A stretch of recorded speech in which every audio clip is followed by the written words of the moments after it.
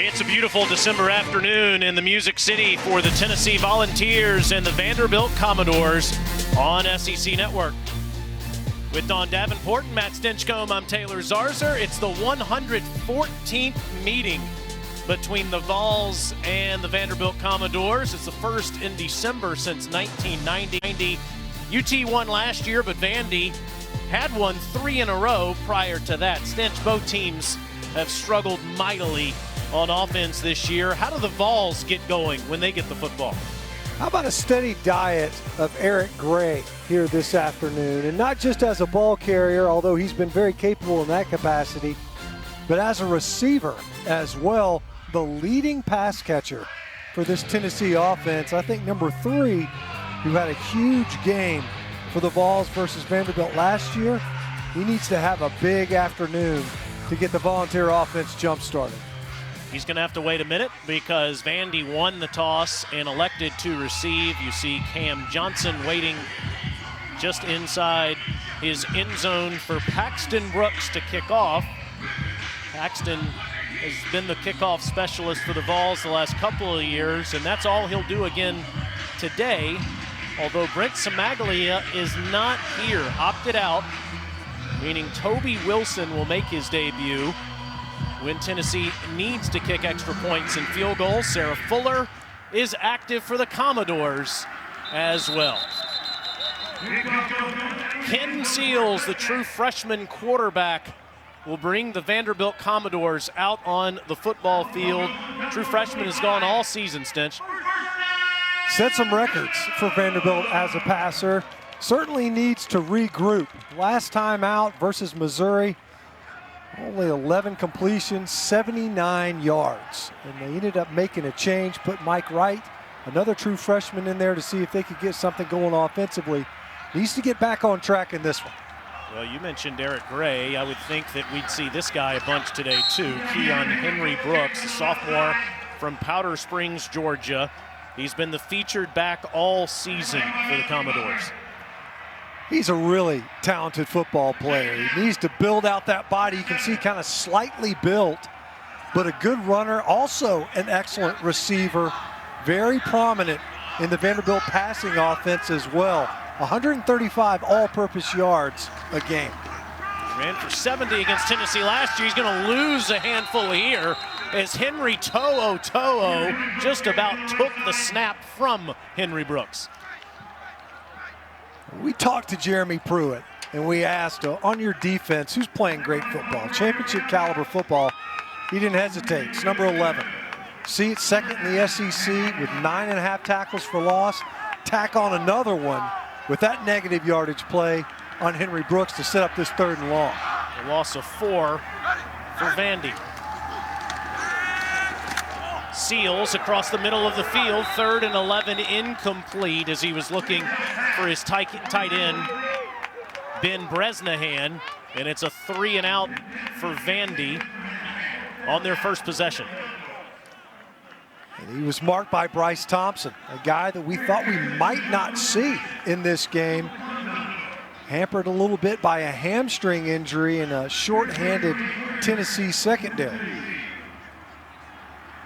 Harrison Smith, the punter for Vanderbilt, to kick it away to Eric Gray. Gray calls for a fair catch at his own 31-yard line to the field, and Don Davenport.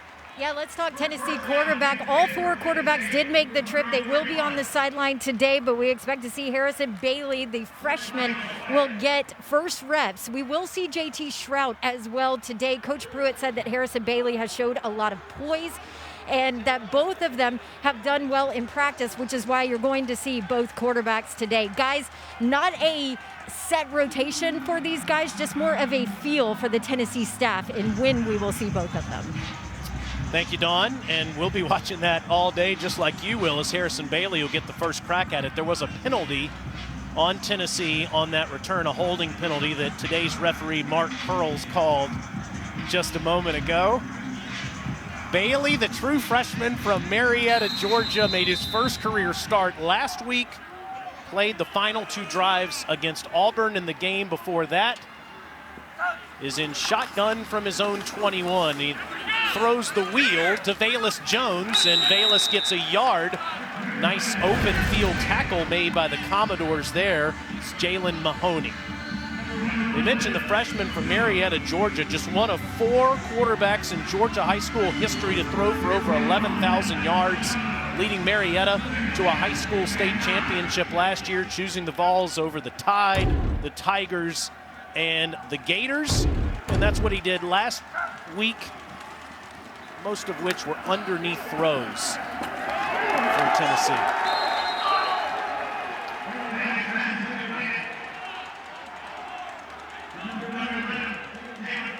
Gabe Judy Lally makes the tackle after a short gain for Tennessee. And that'll set up third down. Yeah, they're gonna protect Harrison Bailey. You can tell, Taylor, already the first 2 plays, they're just throws to the sideline. Get the ball to Velus Jones, Jalen Hyatt. See if you can't allow them to make a play after they've made the reception. But now facing a 3rd and a full 10 yards, you're gonna have to push the football downfield. Yeah, loss of 1 for Hyatt on that catch. Now on the 3rd and 10, that's a strike right near the marker to Josh Palmer. It is 4th down as he'll be marked shy. Well, you nailed it. I mean, he caught it right there at the marker, but then lost ground, went back upfield. You see Palmer, he's like, I can't believe it, that I would not have had the yardage needed. Bailey threw a strike, but it wasn't enough by the time he made the play. And credit Judy Lally for a sure tackle to deny the yardage needed. Paxton Brooks with a 42-yard average on the season. That fake punt last week that didn't work out for the Vols. This is a perfect punt, goes down the sidelines. And it'll be marked out at the 12, where the Doors will get it back after a 58-yard punt by the junior from Lexington, South Carolina.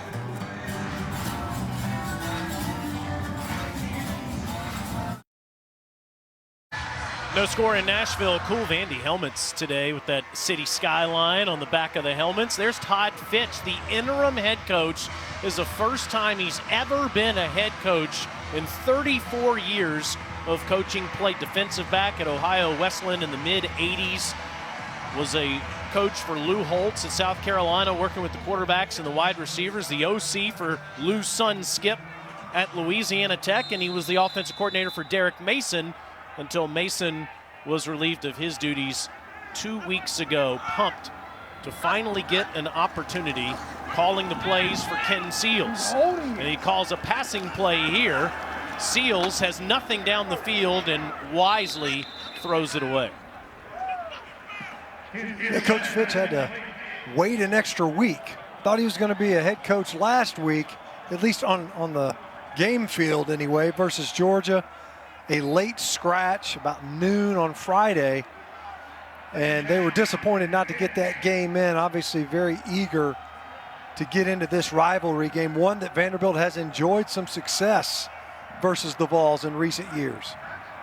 Give John Mincy the pressure for Tennessee there, and on this 2nd and 10, a delay handoff to Brooks, who avoids the first pressure. Tyler Barron makes the tackle. It'll be 3rd down. Tyler Barron, a guy, true freshman for Tennessee defensively. They know that he's had to step up. The linebacking core is what stood out to the Vanderbilt coaching staff. They felt as if Tennessee, at their second level, they had some good playmakers. Obviously, that starts and stops with number 11, Henry To'oTo'o, who's lined up in coverage in the slot at the bottom of your screen. 3rd and 8, 5 wide for Seals. Nothing doing, gets rid of it and throws it into the UT bench. It's another 3 and out. You go play action on 1st down, nothing develops downfield, you end up getting pressure, Seals throws it away. You try to pop a delay handoff on 2nd down. Great job staying at home by the Tennessee defense, and on 3rd down, good pressure from a defensive unit that isn't very consistent in that area to affect Ken Seals as a passer. And as you pointed out, a quick offensive possession for the Commodores. Got a yard the first time or lost a yard the first time, got a yard this time. So no total yards in 2 drives as Gray comes up to field that punch that punt dangerously in Vanderbilt territory, Vols will have very good field position. Well, we mentioned that Harrison Bailey from the great state of Georgia, these are the only guys that threw for more yards in your home state, Stinch. Wow, yeah, that's pretty heady company, wouldn't you say? You got a guy in there, won a national title. Got another guy that's a Heisman candidate, of course, likely #1 overall pick. And then another that won a conference championship. Ty Chandler straight up the gut. And Chandler will get a few yards playing in his final Tennessee Vanderbilt game if he chooses to go ahead and graduate. Of course, you can get another year of eligibility this year given the circumstances. Played his high school football just down the street at Montgomery Bell Academy. It's a pickup of 5. A couple of new faces up front for Tennessee. Cooper Mays making his second start. His brother Cade Mays unavailable at right guard. It's Jerome Carvin this game. Right at him again, and Chandler is near a first down. And to your point, Cooper, Cade's little brother at center, and Jerome Carvin, who's been a backup at center and at right guard, is getting the start at right guard today. Kind of had to reshuffle all season, really. Cade Mays was able to start 7 straight there at right guard, got eligibility, transferred from Georgia, rolled his ankle, so they've got to have a kind of reshuffle again up front. No Brandon Kennedy, obviously, at center, hence Cooper Mays getting the start. It is 3rd and 1 as they mark them short. Play action. Bailey in trouble, eludes the pressure. And it'll be whistled right near the marker. It is a first down. Harrison Bailey just kind of pinballing around back there. And once again, we talk about pressure, that time by Andre Mintz, leader of the Commodore defense. No Dio Odangbo, who opted out here late in the season after the Missouri loss. Mintz got the pressure, but Bailey heady enough to get upfield to get the conversion.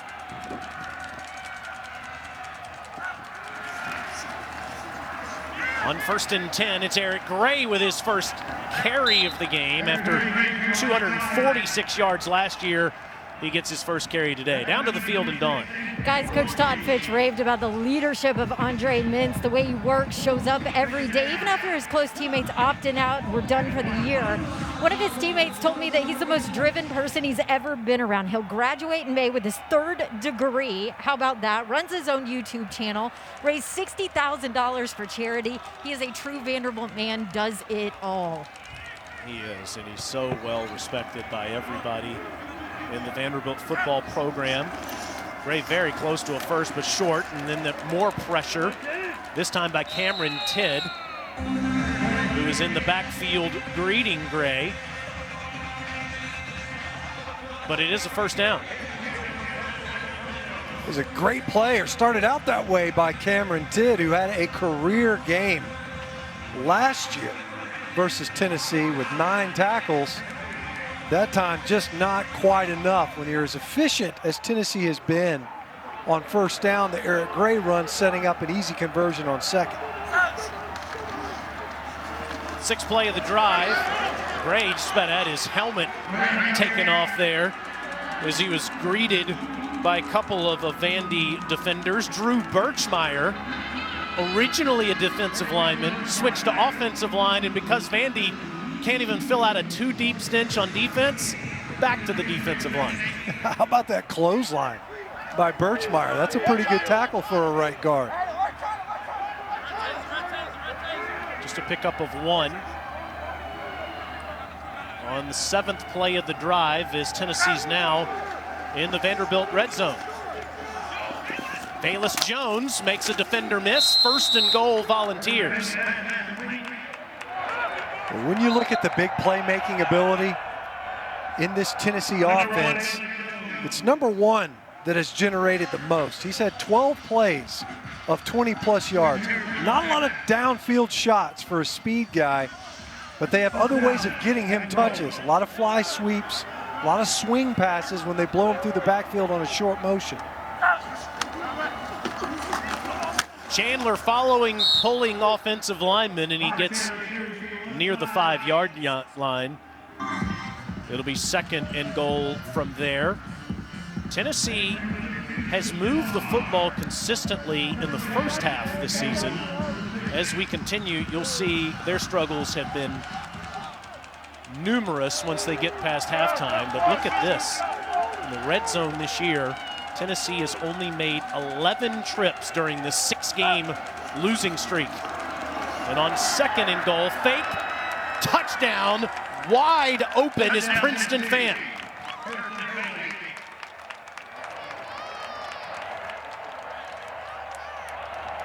The number 88, Princeton Fant, touchdown. They opened the game passing. 3 straight passes, you punt the football away, you come out here in the second possession, and you say, forget it, let's get this ground game going, get Ty Chandler going a little bit, Eric Gray. Finally able to stab one in there off a play action to Fant for the first score. And this is Toby Wilson making his Tennessee debut. A sophomore from Brentwood, Tennessee, just down the street from where he grew up. Makes it 7-0. It's a 9-play, 42-yard drive that took almost 5 minutes, and it culminates with the first touchdown reception for another Nashville guy, Princeton Fant.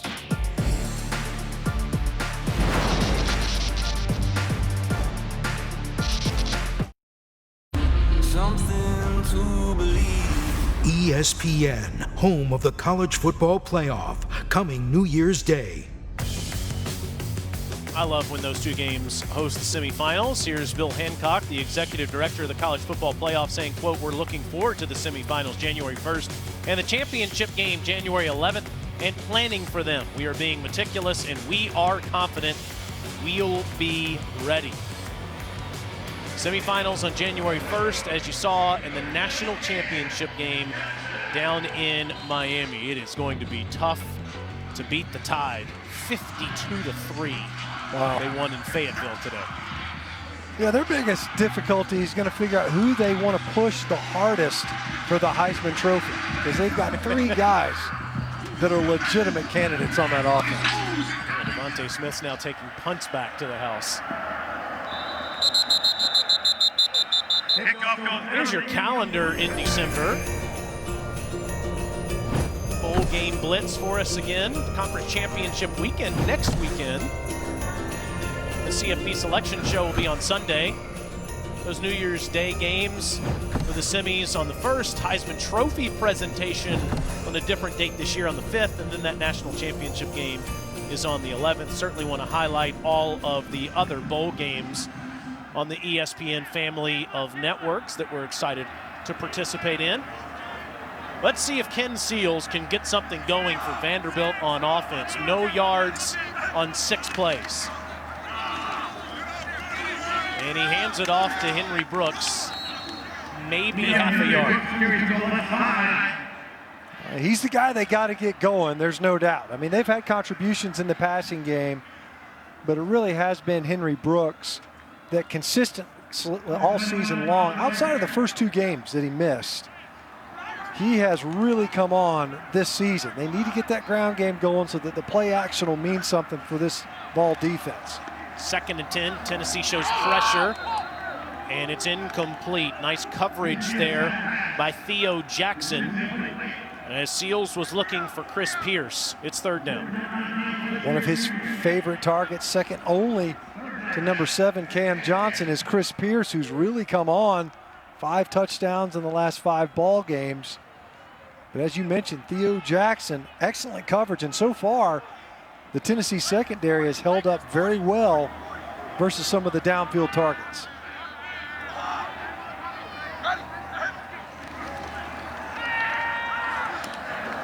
Over the middle, complete first down throw to Cam Johnson. That's his 50th grab of the season, and it's a big one. The last 5 games, he had 40 catches. Had 5 catches the last time out versus Missouri, one of their favorite targets in the passing game. Back to the ground, and Henry Brooks with a flag down.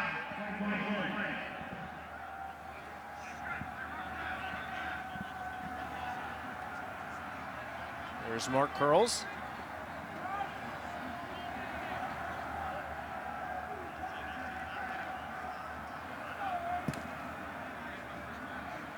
Substitution infraction. The 12th player did not get off the field on the defense. 5-yard penalty from the previous spot. Replay first down.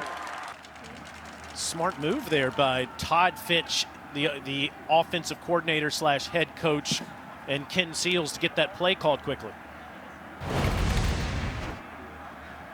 Yeah, see him running off right there on the 40, no doubt. Great job by the official. Line judge there drops his flag, didn't get off the field. As you mentioned, Taylor, nice heads-up play by the true freshman to get that ball snapped and catch the Vols with an extra play. Seals across the middle in stride. The catch is made by Chris Pierce, and Vandy's in business. Nice rhythm throw as you see a flag coming in there late. Right at the end of that scrum. Everybody was arriving to try to help Chris Pierce maybe pick up some more yards towards the end of that run after catch. Check the flag. After the play was over, personal foul number 63 offense. 15-yard penalty. It will still be 1st and 10. So it's a 34-yard completion to Chris Pierce, but let's watch Grant Miller here, the center at the end of the play. Pierce has stood up pretty good.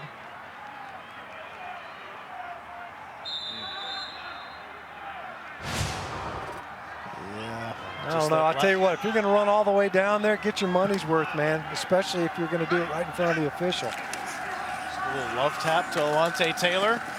Henry Brooks greeted by a handful of Vols. Doesn't get much. Latrell Bumpus and friends were in there on the play. Brought Garland too. It's a pickup of 1. So far, not a lot of running room tackle to tackle for the Commodore offense. No rushing yards. Completion near the 30-yard line is made by Johnson. Tackled by Trayvon Flowers. It'll be 3rd down. Nice poise that time by Ken Seals. They had a free runner, a blitzer that was not picked up in the protection scheme. Seals stood in there, threw a strike to make this a 3rd and manageable. See if this is 2-down territory on the 3rd and 3. Henry Brooks makes a couple of men miss and dives right at the marker.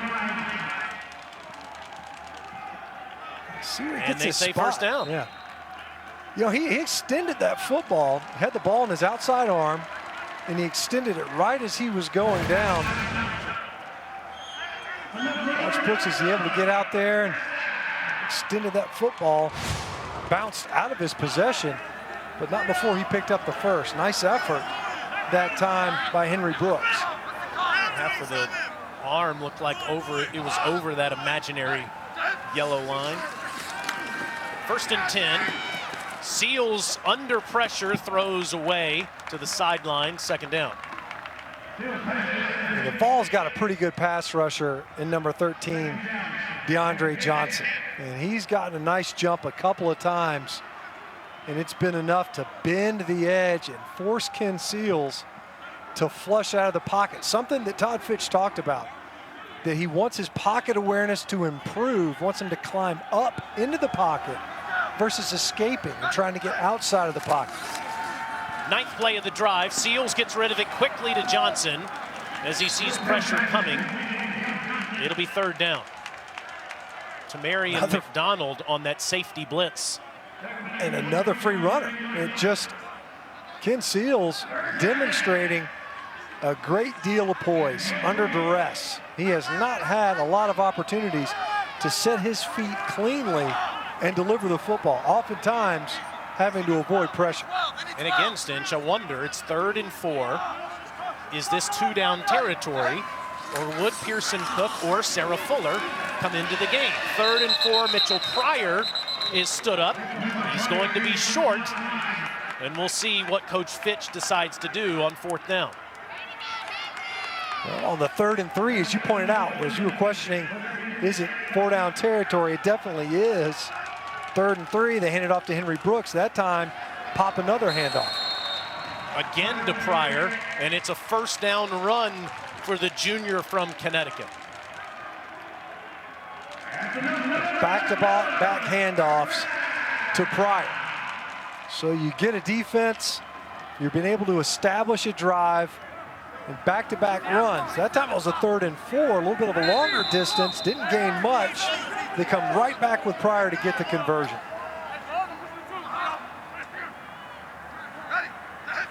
It's the 12th play of the drive. Over the middle, wide open, touchdown, Cam Johnson.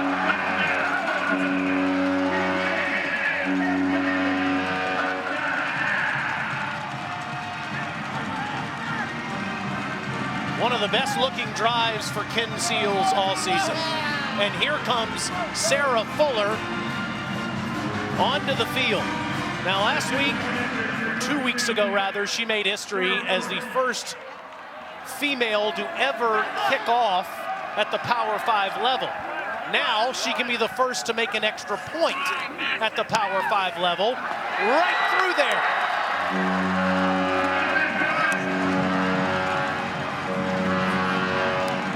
More history on display for the Vanderbilt Commodores and Sarah Fuller. How about that celebration with their teammates? No longer just a one and done, right? She's part of this football team.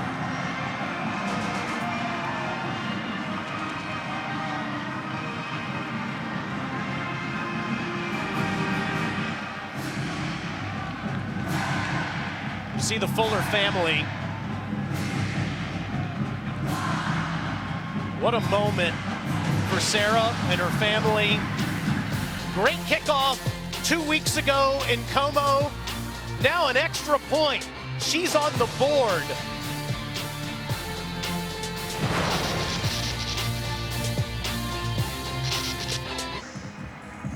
Sarah Fuller made history in Columbia, Missouri 2 weeks ago, and she became the first female at the Power 5 level to ever kick off in a game.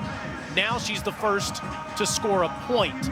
She helped her Vanderbilt women's soccer team win an SEC championship 3 weeks ago, called by then football coach Derek Mason to come kick for the Commodores, and she's become a member of the team. Her teammate Pearson Cook kicks it into the end zone as he's back from injury. Perfect kick right down the heart. Terrific warm-up session for Sarah as well. Nice hold by Harrison Smith, and you see the entire Fuller family going crazy. Teammates come over to high-five her. And as you said, Stinch, that's what's been so cool to watch, her becoming a member of this team in the last couple of weeks. Harrison Bailey in Tennessee back on offense, going to work, and wide open is Jalen Hyatt down the sideline for a big gain. For more on Sarah Fuller, let's go down to Dawn. Yeah, you guys talking about her becoming a teammate here lately. You can feel that down here on the sideline. A lot of high fives on this sideline for her. You can see the team was pulling for her. What stood out to me when we talked to Coach Fitch was he said, what stands out to me the last 2 weeks is the normalcy of all of it. She was just one of the guys fitting in. They treat her as an athlete. That's exactly all that she wanted too. See how much she loves it too. She doesn't love what just happened to her defense, though. 26-yard pickup by the true freshman Hyatt, and Bailey's ready to go to work again, and he finds Josh Palmer inside the 35-yard line. 2 plays, 51-yard Stinch in the passing game. Yeah, how about Tennessee now? Stretching the ball downfield. We saw a lot of the perimeter passing game, the last drive that resulted in a score, jump-started by the ground game. But now they open things up right at the beginning of this possession, pushing the football downfield, first to Hyatt, now a downfield strike to Palmer. Bailey's been terrific, 7 of 7, 67 yards passing. And he'll go to the air again. Nothing doing down the field, keeps it himself. Like he might have lost that football momentarily, but he did get it back as he takes the hit from Anthony Orgy, who, by the way, will take an exam tonight. Orgy with 4 tackles in the first quarter. He's got a computer and engineering exam tonight. That's what gets kind of lost, I guess, in the calendar. And where we are right now is usually the regular season's over. You're playing conference championships. Vanderbilt, they had to reschedule everything this week. Their guys have had final exams all week. Brian Maurer comes in, Stinch, on the last play of the first quarter, and Maurer takes off near the 10-yard line. He's been the running specialist for Tennessee, and he has the Vols in business as we go to the second. Congratulations on making history, Sarah. Best of luck this weekend against Tennessee. I know the entire women's national team is rooting for you. It's amazing to see the impact that she's had. Sarah scoring the first point by a female at the Power 5 and the SEC level. Just a few minutes ago, Alyssa Nair, the goalkeeper for the U.S. women's national soccer team. You see the Fuller family reacting, and then but the center judge comes over to give Alyssa the football. Hey, Sarah, take this. Chris Gardner, cool moment. Tennessee on the doorstep trying to take the lead here. Eric Gray on the direct snap is inside the 10. Vols will have it down at the 8-yard line. Stinch, has been an impressive response by Tennessee on offense. No, it came right back. I mean, you hit the 2 shots downfield in the passing game. Now you get down in the red zone, and we've already pointed out the difficulties Tennessee has had not only getting to this portion of the field, but capitalizing 1 for 1 so far here this afternoon in the red zone, and an opportunity to punch it in again.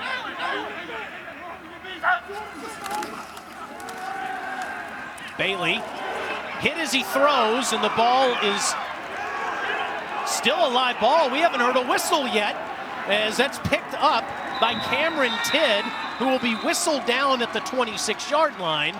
Now the officials will see if Bailey's arm was going forward when Andre Mintz made contact with Bailey. We just got done talking about the red zone difficulties. So Mintz just working off the edge, and does Harrison Bailey throw an empty hand? When his hand moves forward, is there a ball in it? Yeah, it's tough to see from that angle. Although the ball did look as if it moved forward. But watch Mintz.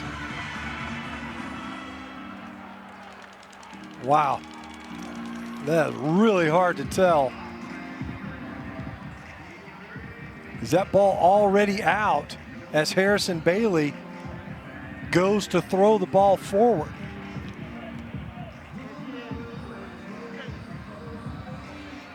That look at it, to me, looked as if he still had the ball just for a moment as his hand was moving forward. You talk to officials, they say that's kind of the phrasing. The word picture is he throwing an empty hand? When that hand starts to go forward, is the ball still in it?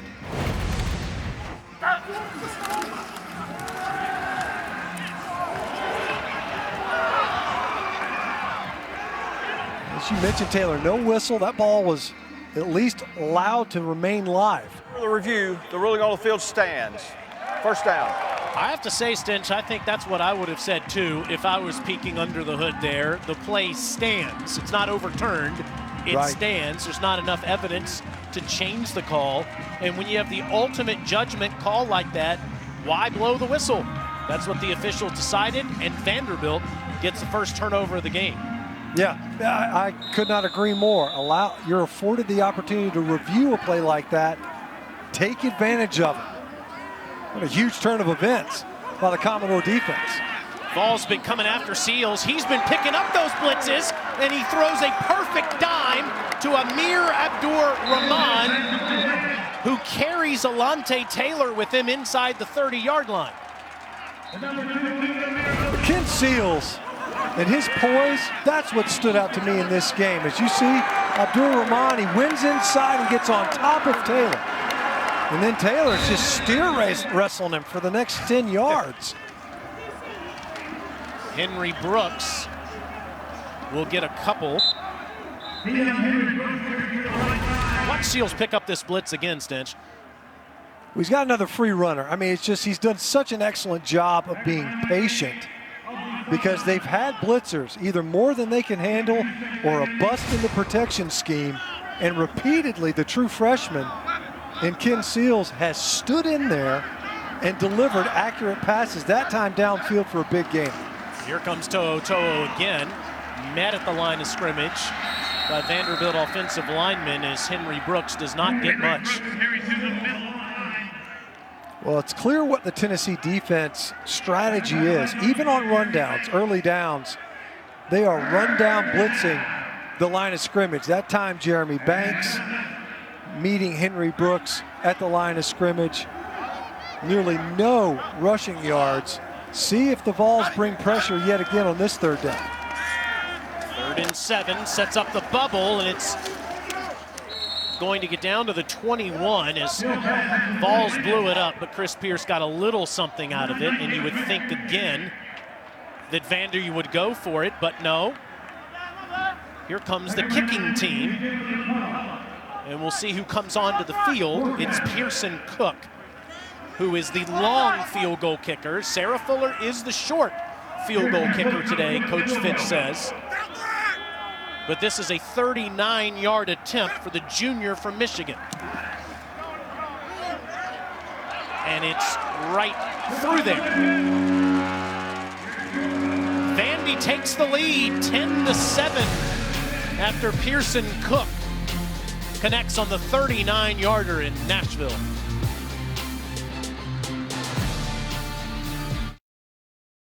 Wait, what, Scott? Studio with your AT&T 5G studio update as we go out of the footprint.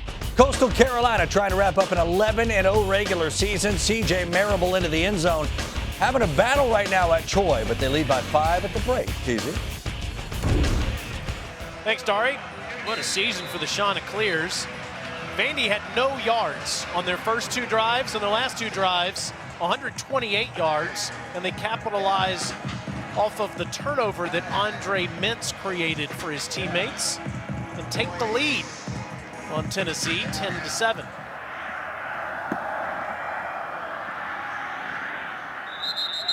That ball right near the out-of-bounds marker, and Tennessee will have it at the 25. Let's go down to the field and Dawn. Hey, this Vandy defense amped up down here. Remember, they came in with just 8 scholarship players, but they also came in with a chip on their shoulder. I've heard it up and down this sideline this entire game. And the energy guy, the leader, Taylor Stinch, it's Andre Mintz. He is. He's making plays on the field, too.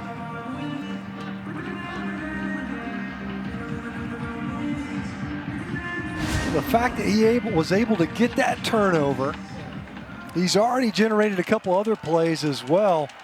We talked about what he's meant to this program, and he's making his presence felt here. And now there's the 3rd Tennessee quarterback we've seen today, and J.T. Shrout throws a strike to Hyatt, but he couldn't hold on to it. It's incomplete. Jeremy Pruitt sticking to his guns, switching quarterbacks as he's done the last couple of weeks. Bailey 7 for 7. Maurer at a 22-yard run. Here comes J.T. Shrout. Maurer, after that run, was a little bit banged up. And, of course, J.T. Shrout played pretty well. Of course, it was towards the end of the game versus Florida. They got the last 2 possessions resulting in touchdowns. They love his arm. He can make all the throws. They actually like his downfield accuracy even better than Harrison Bailey. It's how he protects the football that concerns them. To the ground, and Chandler, and the big tailback gets 4. It'll be 3rd and 6. Yeah, at the end of that game, we realized it was out of reach when Florida was up 31-7. But those 2 touchdown scores were 94 and 96-yard scoring drives for Shrout, the redshirt sophomore from California. Yeah, they said he kept his head in it. He came in relief of Jarrett Garantano after a couple of interceptions, had 1 pass. He was intercepted as well. They said he kept grinding, kept working, and he's earned the opportunities to get some of these snaps. Brandon Johnson in motion. throws to Johnson. Incomplete. So it's a 3 and out for Tennessee as you take a look at Jarrett Garantano, the 4th quarterback that made the trip over to Nashville. Not expected to play today. He's played in every game for Tennessee since November of 2017. Jeremy Pruitt raved about the teammate he has been through all the ups and downs, but won't play today. You could see who JT Shrout went to over there, obviously with quarterbacks coach Chris Winkie. Here's another fake. Again, just like last week, and it's a first down to Hyatt, who stays in bounds down the sideline. Make that To'o, dueling 11s, and it's Henry To'o going nuts. How about the call? Looked like it was going to be a rugby-style kick. They just leaked To'o out there. Looked like he was working to the right side of that punt formation. Great job. They sold it initially. That first step or two, just enough to lull the receiving team to sleep. And Henry To'o, not just making plays on defense, but setting up his offense with a fresh set of downs. 31-yard completion, and now some trickeration here on an end around, and it's blown up as the tackle is made by the Commodores, Jalen Mahoney. That was Kenny Solomon on the reverse, losing yardage. A nice play by Mahoney. And of course, a key one at that. You want to stop the bleeding as fast as you possibly can. That was just as good as a turnover, the fake punt.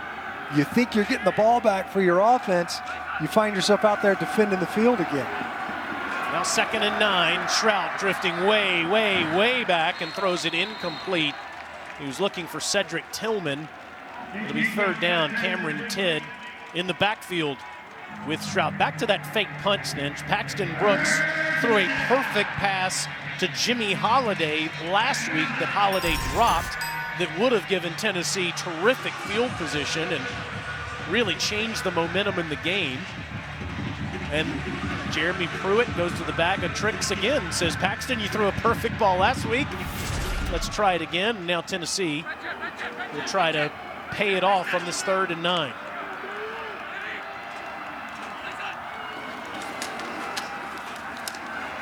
Shrout loads up to the end zone. Incomplete into double coverage, looking for Josh Palmer. Nice coverage by Gabe Judy Lally. We've mentioned Gabe Judy Lally a couple of times to open the game. Tennessee wanted to throw the football. Judy Lally in on some passes defended, and that time does a great job of playing the ball right as it arrives to Palmer. And we've seen Palmer. He has been a target downfield in the passing game for Tennessee repeatedly this season. That time incapable of coming up with the throw from JT Shrout, and another big stop by the Commodore defense on the heels of the fake punt. Will Paxton use his arm or his leg? Try to pin the Commodores deep. Takes a Vandy bounce out of bounds, marked out at the 10-yard line. Commodores get it back with the lead in the 2nd quarter. We got more college football after this at 7:30 on SEC Network. It's our Saturday night matchup between Auburn and Mississippi State. Gus Malzahn's first game as Auburn's head coach was against Mike Leach when Leach was at Wazoo. So now the Gus Bus against the Pirate tonight in Stark Vegas. Then after that, at 10:30 Eastern, tune in for SEC Football Final. Join Dari, CD, and Roman as they break down all the action from this weekend. It's SEC Football Final right here on SEC Network and the ESPN app. Ken Seals played well the last couple of drives. He's thrown for 128 yards and a touchdown. His Commodores have the lead with 9:40 remaining in the 2nd quarter.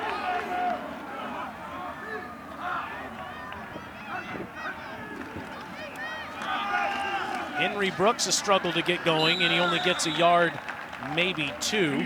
Jeremy Pruitt, known for his defensive prowess throughout his career as an assistant coach, has struggled as a head coach. He's 15-18 in his 3rd year, had an 8-game winning streak through the first 2 games of this season, but he's lost 6 consecutive games, which has only happened one other time in school history in 1988. The program has never dropped 7 in a row. 2nd and 8. Short pass to Johnson. Nice tackle there made by McCullough. Yeah, when you look at it, you know, what marks the Jeremy Pruitt era, I think, has been the quarterback position, instability in and around that offense, and an inability to establish some consistency on that side of the football. 3rd and 4 picked off. Stepping in front is Bryce Thompson. Touchdown.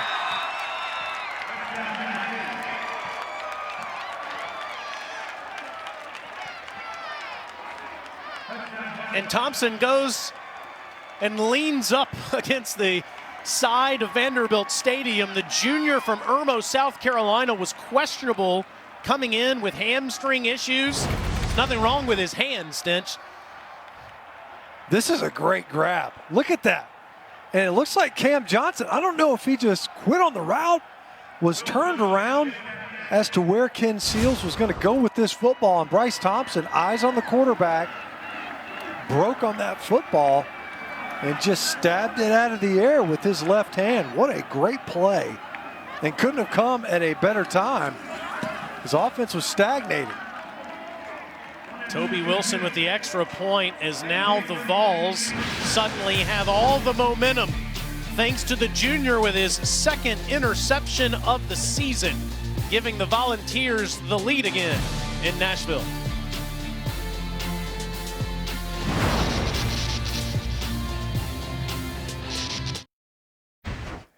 Well, I was wondering what happened with Cam Johnson on the route. He's going to try to pivot out, but see that handful of jersey that Bryce Thompson has? That left arm just pulls Johnson off balance and catapults Thompson in front of that throw. Still a really athletic catch, but got away with quite a tug. And look, you can see Ken Seals is like, wait a minute. What a defensive holding right there. My guy couldn't even come out of the route. The defender had a handful of jersey and then used my receiver to get in front of the pass. Johnson from the goal line doesn't make it back to the 20. And Bryce Thompson out there on the field again, juiced up now that his Volunteers have the lead. Nobody saw him grab with his left arm. Then he used that left arm for his first career pick 6. How about his 8th of his career? Seals was hot too, Stinch, before that pick. Yes, he was. We were talking about just how poised he'd been. That'll be interesting to see. We've seen this before. Will he allow a negative play like that to rattle him going forward? Tennessee has been loading the box play after play. Jalen McCullough was there in the backfield, 2nd down. Just nowhere to run on the ground for the Commodores. Henry Brooks has not been able to get going. They were able to punch a couple of short yardage runs in there with Mitchell Pryor, but the run game has not helped Ken Seals so far in this game. 9 carries, 8 yards for Keon. Drifting back, throws it to Henry Brooks, and he'll get a couple as McCullough is there again, 3rd down. Vanderbilt's tried to pop a couple of screens. They had one set up early. It looked like it could have made it. It was a great job by the Tennessee defensive front of retracing, rushing the passer and then coming back in coverage. That time, back-to-back plays by Jalen McCullough. One in the offensive backfield and then again in the open field on the screen pass.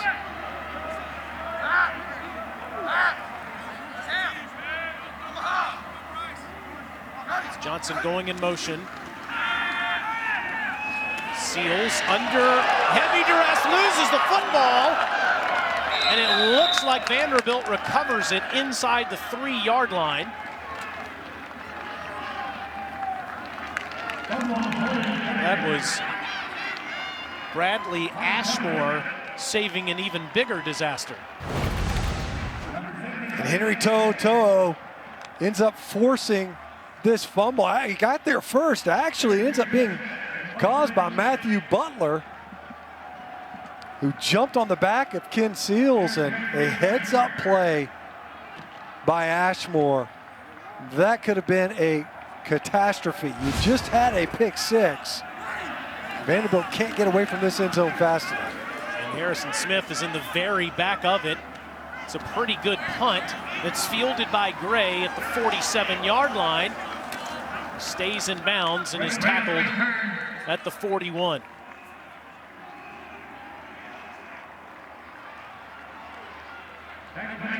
Tennessee fans have been riding the ups and downs in the last 14 games. During that 8-game winning streak, you see how many points they were scoring per game. Defense was much better. It's just across the board, Stinch. Better performance going into this season, but ever since week 3, it has been a disaster. It's Shrout still out there, and he throws a strike for 8 yards to Velus Jones. Now look at that turnover margin. Outside of just the points allowed, they've kind of inverted. You went from scoring 30 to giving up 35 during this 6-game losing streak, but the turnover margin just destroying the Vols' aspirations. Gray, first down run. Sophomore from Memphis went wild in this game last year, 246 yards rushing, 3 touchdowns, had a 94-yard house call, and a 56-yarder as well. Set a UT freshman record for yards rushing in a single game. He's out of the game. Shrout goes to the sideline. Velus Jones makes the catch and is marked out of bounds inside the 1. Velus Jones lobbying to say, hey, I got it in there. Working against Alan George.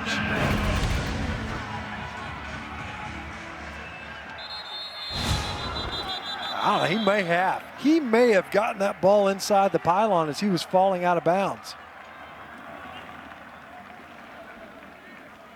The ruling on the field of a catch is under further review.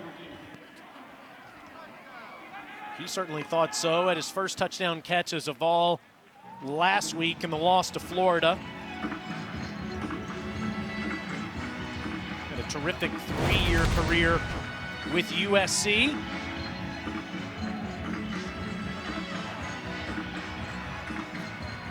No doubt his foot finished inside that pylon. That's 6. I think not only is his foot finish inside the pylon, but he's got that ball in the right arm. It would have broken the plane before he would have been established out of bounds. That left foot, that's inbounds. That's a touchdown. It's a touchdown. The receiver got the ball over the plane to the goal line. Mr. Curls agrees with Mr. Stinchcomb, and that's consecutive weeks for Velus Jones in the end zone. Product from the greater Mobile, Alabama area, from Saraland. Connected to T. Martin, who hails from that same area, decided to come follow T from USC to UT. And suddenly, the Vols are up double digits. Toby Wilson makes it an 11-point lead with 5:41 to go in the second quarter. Vanderbilt was in control. Then suddenly the Tennessee defense started pressuring them, and the Vols have found the end zone on defense, now on offense. Here's halftime report right around the corner. Dorian Doring, Bama rolls, Georgia rolls in the first half. Tennessee taking advantage of mistakes. Yeah, defense stepping up, putting the offense in some short field situations. We will see you in a couple. Got it? Yeah, Dari Citi's right. Third down plays, too, that have been costly for the Commodores. Velus Jones with the most recent touchdown catch for T. Good game for the fifth-year senior, who has a decision to make if he wants to come back for a 6th year next season. Let's talk about those third downs, Stinch. Vandy led 10-7 2 third downs ago for a pick 6, and then the last one was a fumble. A short football field, the ultimate offensive drive with a defensive touchdown by Bryce Thompson, the tug, then the stab, then the 6, and then of course you get Henry Toe with the pressure. Ball comes out. Vandy scrambles to maintain possession, but then you're punting the football to midfield. Tennessee's starting field positions average their own 48. They've been playing on a 50-yard football field most of this game. Seals threads the needle into pressure there. And that is a 7-yard pickup for Chris Pierce. Can they settle Ken Seals down? We talked about it after the pick 6. Not easy to get your feet set and get your mind settled when you're running for your life and the ball's coming out. Henry Brooks continues to run hard. Gets a couple. It's going to be 3rd and short.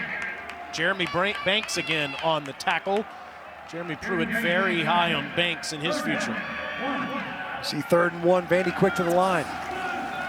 Brooks moves the pile following his center, Grant Miller. It's a 1st down for Vanderbilt. Well, this is a surefire way to try to get Ken Seals settled down. Obviously, you want to move the sticks. Can you get the ground game going a little bit? They're able to at least get enough to get these conversions. Take the ball out of your quarterback's hands for a couple of snaps.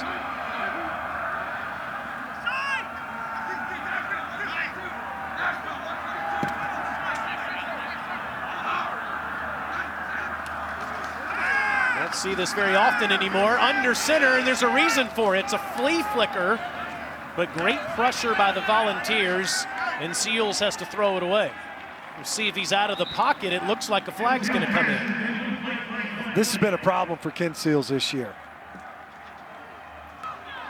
Intentional grounding, number 8 offense did not maintain control of the ball throughout the down. Gave up possession to another player and got it back.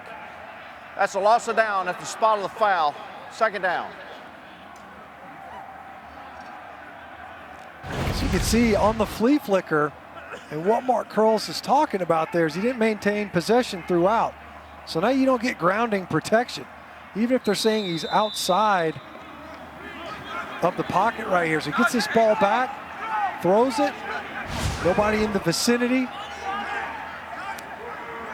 Counted as a sack and a 13-yard loss. Darryl Middleton was not buying the trick play, and on 2nd and 23, they throw a little swing pass out to Henry Brooks. He picks up the yardage and then some. Tear at the jersey before he's out of bounds. Jalen McCullough is the one that forced him out. Number 21 starting to come alive for the Vanderbilt offense, perhaps just in time. See if the Tennessee defense can force yet another punt on a 3rd and 7, minus territory. This isn't like what we saw earlier in the first half.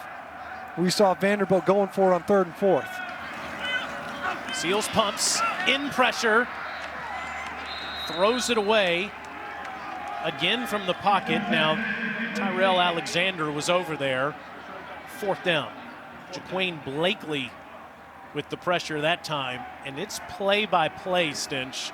Volunteers in Seals' face. Constant. It's been constant. We talked about it earlier on in this half.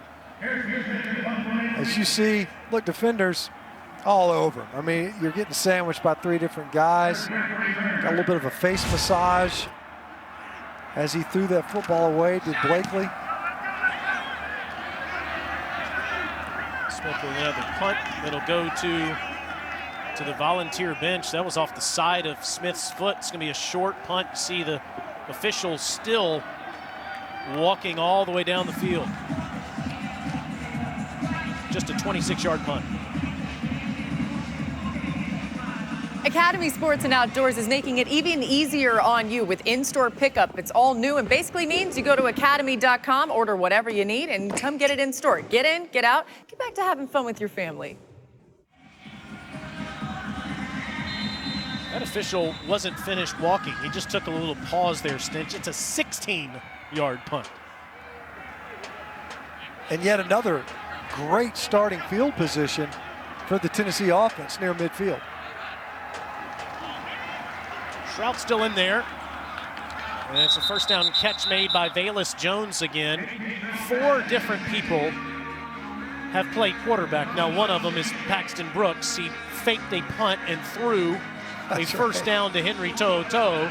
Brian Maurer ran one for 22 yards. There's Maurer. He looks like he's in better spirits. Harrison Bailey started the game all he did was go 7 for 7. And JT Shrout has played the last couple of series. 2nd and 2, ball deflected as Deshaun Jerkins got a hand on it. It's 3rd down. See, there's Harrison Bailey, as you mentioned. You know, the only thing he did wrong was, I guess, not holding on to that football when he got hit. He was working to the left side of the formation. Pressure came from the right. Ball came out. Was ruled a fumble. Wouldn't necessarily say that was poor ball security by the quarterback. Shrout started out 0 for 4, but was ultimately able to get the balls in the end zone. Jameer Johnson with an early start. That's 5-yard penalty, still 3rd down. Correct, number 63. Number 63. Cooper Mays. It's Cooper Mays. Yeah, he had trouble with a snap infraction there. See everybody else. Yeah, it looked like he was a little bit early. Then he slams on the brakes, but by then you're already leaning backwards. And drug that football on the turf there. It's his 2nd game as a volunteer. His brother injured today. Shrout on 3rd and 7, loads up again. Bayless Jones can't make the catch as Alan George was in coverage. It's 4th down. Time well protected and well defended. Alan George was in coverage on Bayless Jones on the touchdown catch. Watch 28 get his hand, that right arm, reach right around and bat that football down. So here's Paxton Brooks again. With Cam Johnson waiting deep for it for Vanderbilt.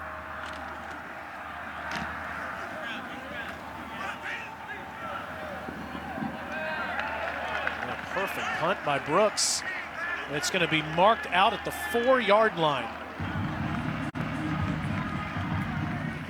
Make sure to check out ESPN Plus, where you can read Wright Thompson's definitive story of Archie Manning, and just as important, the story of his family, including his grandson Arch, who is one of the most sought-after high school players in the country. ESPN Plus, you're home to more than 3,000 premium articles a year from ESPN's top writers. I love what Archie said to his grandson Arch. Arch was saying, hey, Red, he calls Archie Red, his granddad, you got any advice for how I play quarterback? He said, you gotta command the huddle. You gotta be the leader in the huddle. And Arch said, Red, we don't have huddles. 1st and 10, and it's a handoff by Henry Brooks, and he gets a couple where Darrell Middleton greets him. Makes it all the more impressive if you can command a huddle that doesn't exist. That's next level leadership right there. If anybody can pull it off, it'd be one of those Manning boys, that's for sure. See if Vanderbilt can establish some bit of offensive drive here, if for nothing else, field position purposes. They have been on the short end of this football field.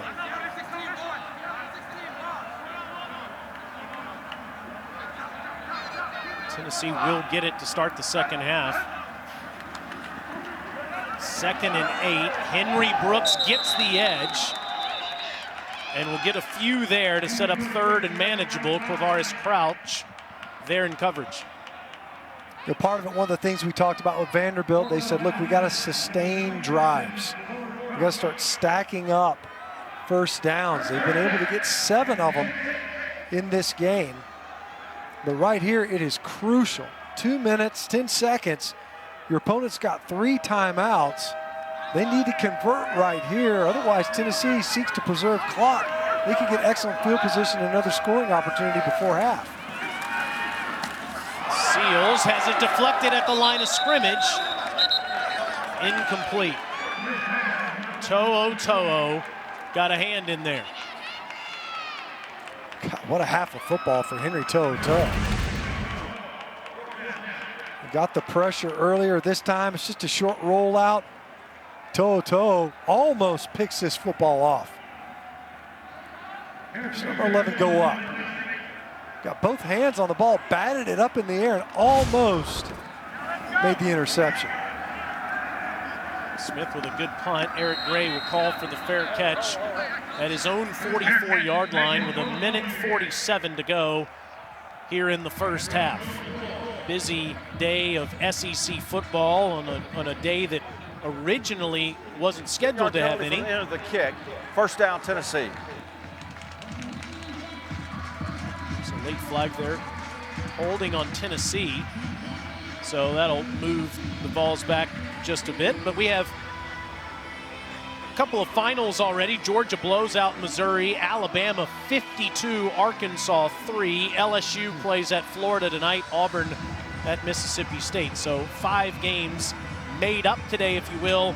Unfortunately, A&M and Ole Miss could not be played due to some COVID issues in Oxford. We'll have a handful of games next weekend too, including the SEC championship game between Alabama and Florida.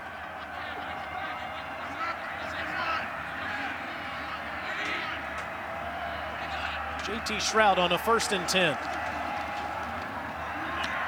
Seed across the middle to Palmer into Vanderbilt territory.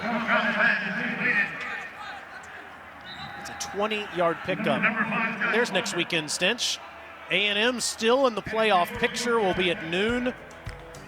Bama and Florida at 8 o'clock. Shroud underneath pass to Hyatt. It'll be 2nd down. Mahoney made the tackle.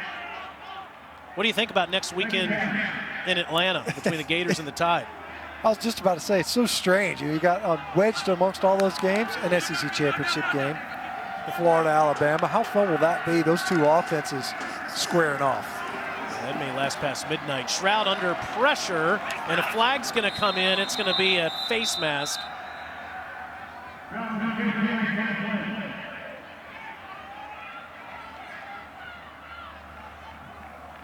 Looks like Anthony Orji, maybe. Personal foul, face mask, number 26. Defense, 15-yard penalty from the previous spot. First down. Right as Shroud starts to escape, you see Orji kind of retracing upfield. Yeah, handful. Pulls him down, makes the tackle by his face mask.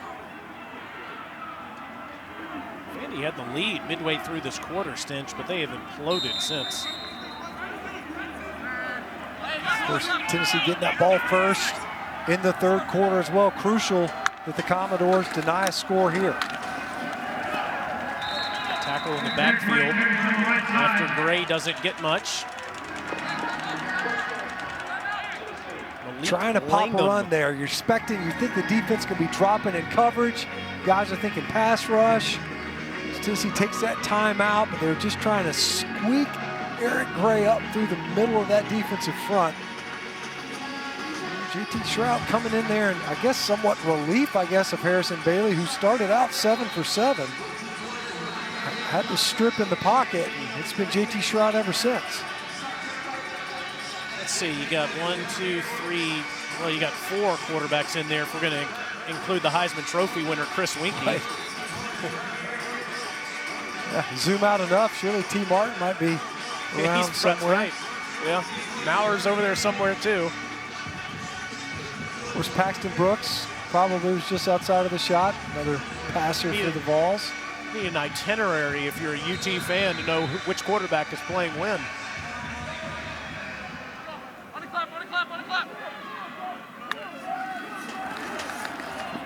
There's Shroud again, throwing another bullet, and it's a touchdown strike to Jalen Hyatt.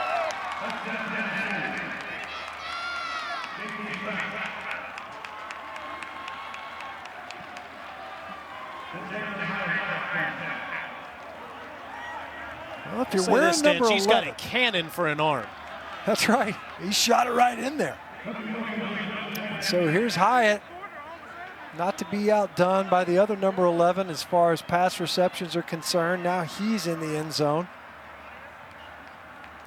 Go there and visit with Henry To'oTo'o.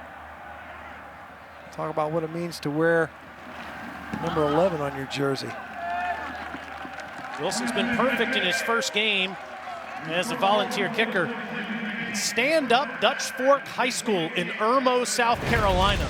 Bryce Thompson with a pick 6 earlier in the quarter. And now Jalen Hyatt, also from that same school, later in the quarter with his second touchdown of the season.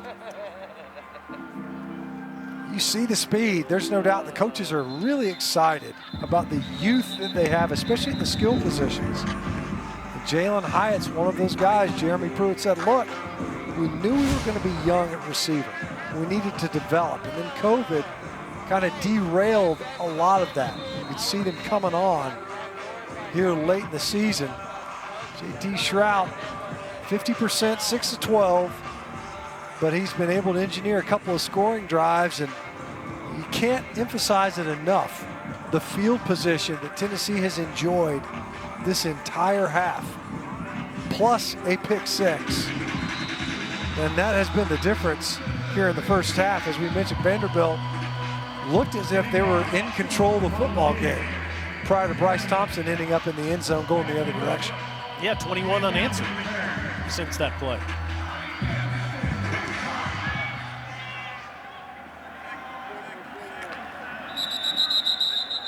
So Vandy has 44 seconds.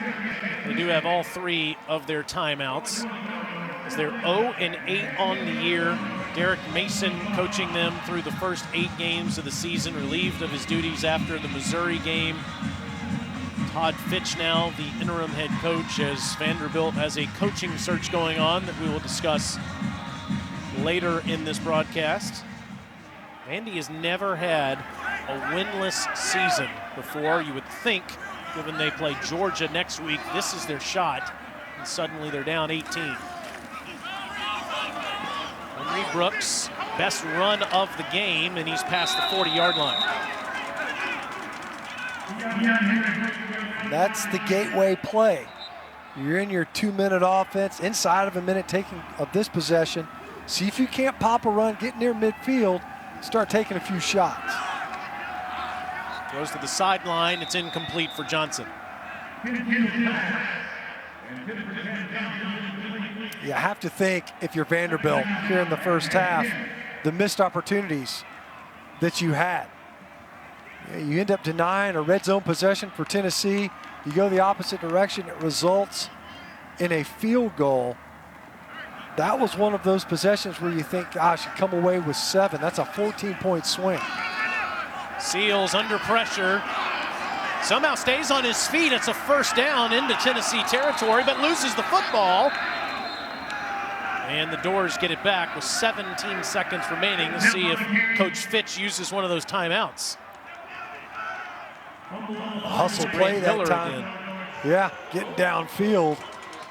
Was flagged earlier for a pile pick.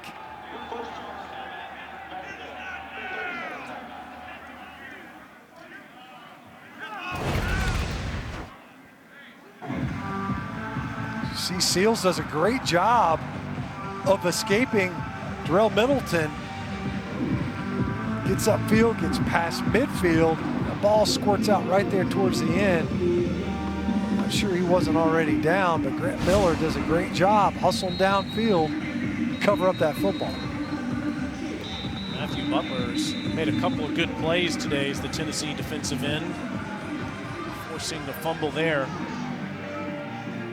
Seals, a true freshman, beat out 3 others in the August/September Open quarterback competition and has gone all season. Mike Wright has played a little bit in relief of Seals and did so against Mizzou, but certainly have seen some improvement in Todd Fitch's offense as the season has gone along, and it will serve Seals well in future seasons. From the 45-yard line, 17 seconds left. Throws to the sideline and gets 5 or 6 more to Johnson with 14 seconds left. We've seen Pearson Cook earlier come in there, they hammer a field goal through the uprights. Keep chipping away at it, you got time for a couple more. See if you can, obviously you want to get it in the end zone, but can you not chip away at the yardage needed at the very least to get a field goal attempt here at the end of half? 2nd and 5. Seals drifts back again. Incomplete to Abdur Rahman with 11 seconds left. Warren Burrell right there with him. Warren Burrell, a guy that we thought we would see more of. Bryce Thompson obviously has been able to go. He's lined up in the slot at the top of your screen is number 0, along with Theo Jackson and Burrell at the bottom of the screen. Inside handoff to Henry Brooks. And he'll carry Volunteers with him with 3 seconds left. See if Vandy will take one last shot in the end zone as they call their second timeout. See, again, they were just trying to squeak out a run, expecting the defense to play coverage. See if you can't get pass rushers upfield. Instead, they did a pretty good job to Tennessee of staying home. They send out the field goal unit. Yep. Pearson Cook's long on the season is 41 yards. And this will be a 54-yard attempt.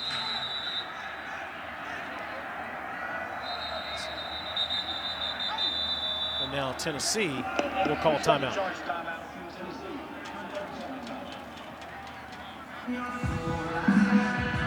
He did hit the crossbar in warm-up, Stinch, from this distance. All year, Vanderbilt has had issues kicking the football. Pearson Cook, Wes Farley, Javon Rice, all are active today after each were dealing with COVID issues, which is why Sarah Fuller was brought off the women's soccer team to kick 2 weeks ago and why she is still kicking extra points and short field goals. Riley Gay is in medical school at Vanderbilt, no longer on the team. Does have eligibility left, though, and would have kicked last week had the game happened in Athens. Now he's back in the medical school again since these guys are healthy. See if Cook has the leg to get it 54 yards. And that is wide right to end the first half. Well, we've seen a bunch of different people take snaps today for Tennessee at quarterback. It started with Harrison Bailey. He was a perfect 7 of 7, and then J.T. Shrout comes in and throws a couple of touchdown passes. The Vols are up 18 as we send you to Darinoka at halftime. All right. Start for the Vols, but they come storming back with 21 unanswered points as we start the third quarter. They lead 28-10. With Matt Stinchcomb and Dawn Davenport, I'm Taylor Zarzer. Stinch, we wondered which quarterbacks we would see today for Tennessee, and the answer has been yes. All of the above. That's right. Even punters getting in on the passing attack with Paxton Brooks on the fake punt. But you can see Harrison Bailey started out well. And they're actually driving the football for their second red zone possession. Ended up going the other direction on a fumble. You know, to me, the fact that they were able to get the ball outside, Bayless Jones able to get on the action. Princeton Fant got his first touchdown catch as a Vol, and then J.T. Shrout enters the lineup and is able to find Jones along the boundary. Does a great job athletically, acrobatic catch, gets in the end zone.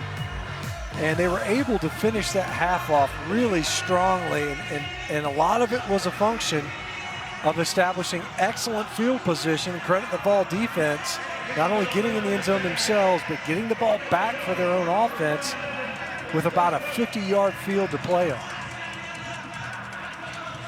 We saw Shrout taking notes over there on the sidelines. We'll see which Volunteer quarterback comes out for the second half. Bailey started the game and was 7 for 7. Shrout came in with those 2 touchdown passes. Brian Maurer ran one for 22 yards. And like Stinch told you, Paxton Brooks threw a fake punt for a first down. It's fielded by Bayless Jones from the 7. Will get just near the 30-yard line. Now the lead's 28-10, but the second half, especially the third quarter, has been an absolute disaster for Tennessee during this 6-game losing streak. They've been outscored 78-7 in the third quarter, 122-26 in the second half. Yeah, you see that during the losing streak, they just don't come out of the locker room playing very good football. And it's not only the difficulties they've had on offense establishing scoring drives, but ceding points to their opponents here in this third quarter. So it's Bailey again, play action down the field, wide open, and it's Jalen Hyatt. Bailey remains perfect on this 28-yard strike. Well, Vanderbilt knew whenever they had Jalen Hyatt in the slot, it's a concern. It's a matchup issue for them, obviously a shorthanded defense, but we've already seen demonstrated, one on a touchdown catch, and now here to open up the second half, how dangerous he can be. Soft coverage, and it's a 9-yard completion to Palmer. The wide receiver issue has been significant this season for Tennessee, losing Juwan Jennings and Marquez Callaway to graduation. Domwood Anderson was a serviceable tight end. They have had the hardest time finding a big-time receiver. Maybe Hyatt is that next guy. 5 catches, 81 yards, and a touchdown today. And breaking free is Ty Chandler. First down in the red zone. We talk about the third down woes. Tennessee, they're not looking to repeat that. Not here tonight. And they came out throwing haymakers here in the third quarter. The Commodore defense very much on its heels as the Vols are driving early. Tosses it to Chandler, and Ty picks up 5. You know, going back to those receivers, Stench, that guy that just carried the football leads the team in receptions this season. Yeah, the idea that they have had to have other players step up. And you think about like an Eric Gray with 29 catches coming into this game. Ty Chandler obviously contributing at running back as well as a receiver. And knowing that, you know, a guy like a Josh Palmer, as you see Alan George being attended to by the Vanderbilt training staff. You know, Palmer accepting an invitation to the Senior Bowl. Bayless Jones, a guy, senior, won't be able to contribute again next year, but you think about the Jalen Hyatts and the Jimmy Holidays who did not make the trip. They've got youth, especially at wide receiver. The problem is that doesn't help you as much this year, and you have to project to a future opportunity for those guys. A true freshman in Cooper Mays right there in that shot. He and Hyatt both that are having to contribute here tonight. Alan George looks like he's going to be okay. He proposed to his girlfriend, Caitlin, a cheerleader at Vanderbilt, on this field in September.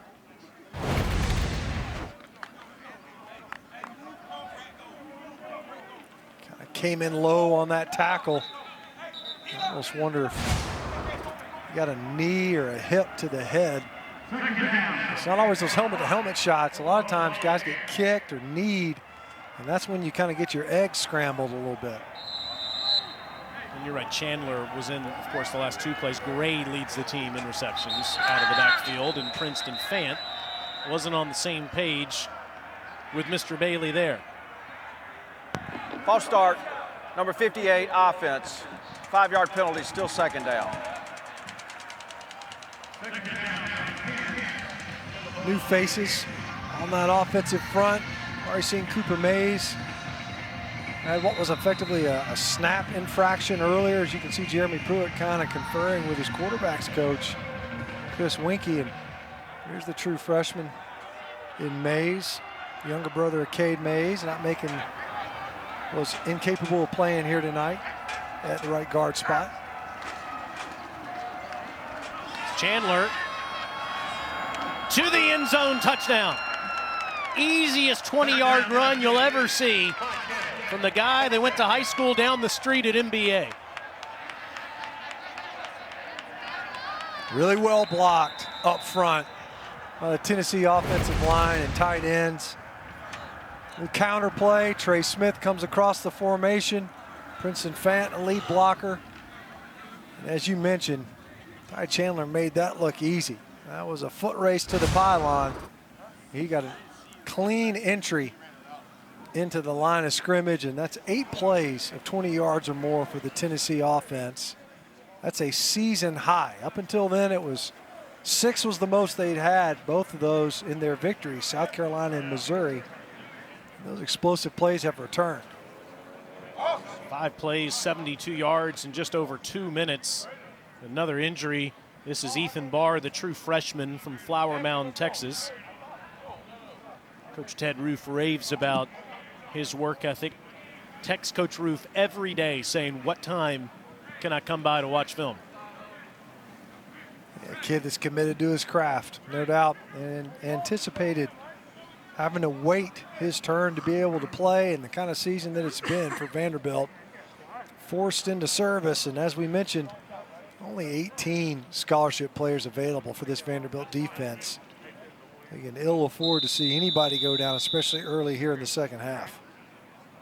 Very difficult position for the Vandy to be in. Another Tennessee touchdown.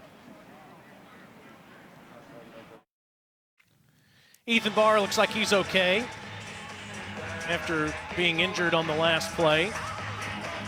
And Tennessee will look to increase their lead with this Toby Wilson extra point after the Ty Chandler touchdown.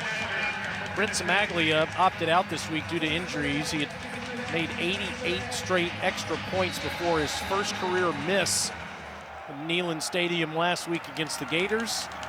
So Brentwood High School's Toby Wilson gets to make his debut just down the street from where he grew up. And he's been a perfect 5 for 5. Let's go to the field and Don Davenport. Well, guys, I talked to Todd Fitch. Wasted opportunities. Those are the words he used when talking to his team at the half. He said he felt like his true freshman quarterback, Ken Seals, was a little jittery early on in this game. He told him at the half that he needed to settle down, settle in, not try to do too much. Now, they were, I think, 3 of 12 on third down in that first half, and he said that's because they weren't successful on first down. They really have to help a very thin defense out. He was happy with how his defense played, but he said offensively, they've got to help them out this second half. Get this to the fourth quarter and give themselves a chance. Great report, Dawn. I know something that you always talk about on your successful sports talk show in Nashville is what Vandy will do next at the head coaching position, which we'll get into here in just a moment. Derek Mason relieved of his duties 13 days ago after the Missouri loss. Coach Fitch making his debut as the interim head coach today, and will coach again next week in Athens against the Georgia Bulldogs. But what will happen after that? He will become the next head coach of the Vanderbilt Commodores. Will Healy, the Charlotte 49ers head coach, has ties to the area. He was at Austin Peay. We'll get to him in just a moment. First, Jamie Chadwell at Coastal Carolina has been sought after given the success he's had in Conway this year. What about Hugh Freeze at Liberty, ties to the SEC? And of course, lived in Memphis, coaching in high school there for quite some time before going on to Ole Miss. Luke Fickell at Cincinnati has an undefeated season. We mentioned Will Healy. Ken Seals throws a strike, and a first down catch is made for the Commodores. It's a 14-yard completion. We'll see who made that catch. That's Abdur Rahman. There's Will Healy, leading the 49ers to the first bowl game last season. They've had all kinds of issues getting games played this year. And Clark Lee, who played at Vandy Stinch, now the Notre Dame defensive coordinator. And some former players that have endorsed his candidacy is, wow, another negative yardage play. That time, Quavaris Crouch able to get upfield quickly and get a tackle for loss. It's interesting, it's always interesting to see the former players that are now engaging publicly, at least via Twitter and others, to endorse certain coaches. Clark Lee has garnered more than a few endorsements from former players that are familiar from him with his time there, and obviously being a Vanderbilt man. Henry Brooks gets close to where the line of scrimmage was, and it'll be third down. Chris Williams said this about Clark Lee, that he is the guy. Former Vandy player and NFL offensive lineman saying that on another show on the same station that Dawn works for. We'll get her opinion here in just a moment on this 3rd and 10.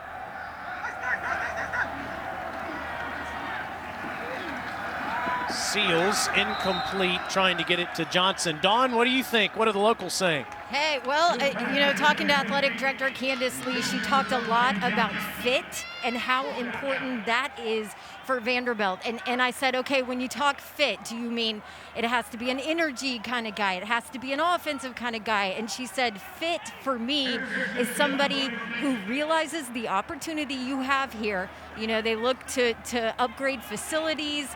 They've said that there are announcements coming from that standpoint. So she said, when you look at fit, I want somebody to come in who realizes this opportunity and understands that we want to win here. That was coming from Candace Lee. So obviously they would love to make a hire before signing day. We'll see if that happens. We'll be back from here in Nashville right after this.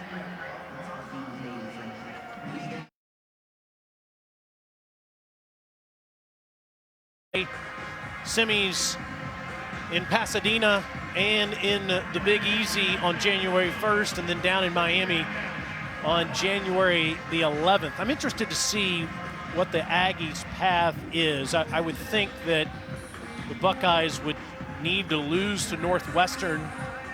Despite what you said, I believe the committee is going to say, you know what, they're good enough. Even though they only played 6 games, they're clearly one of the 4 best teams in the country, and they're going to put them in. So I would think that Northwestern would need to beat Ohio State, or Notre Dame's going to have to crush Clemson Stinch and beat them for a second time. Right. And, there's a number of different extenuating circumstances that could shake out. Trying to decide if I'm insulted that you think the committee's not going to consult that graphic and where I put the teams to inform where they're going to rank these teams at the end of the year. Harrison Bailey is a perfect 12 for 12, incidentally, in this football game. I think the committee will be, again, more taken aback by the 27-year-old photo. This Gray doesn't get much there, and it will be 2nd down. Anthony Orji just about an hour or 2 away from taking another exam. Just had his 12th tackle of the game. Boy, has he been active. We've called him. I actually had a face mask penalty earlier.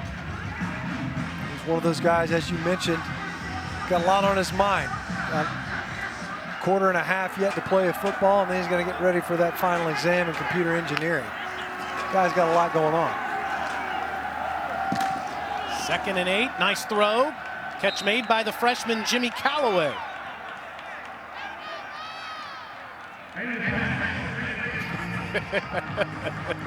Let's just get it back on there for a minute. It's like you do have me beat by 6 months, by the way. 6 months in age, but certainly not in that photograph. And about half a foot. Yeah, I mean, when you look at it, I get it. There's going to be some angry little elves out there about what I'm saying when it comes to Ohio State. It's a unique set of circumstances here in 2020. Gray flips it back to Shrout. Shrout's in trouble, and Anthony Orji says, enough of this.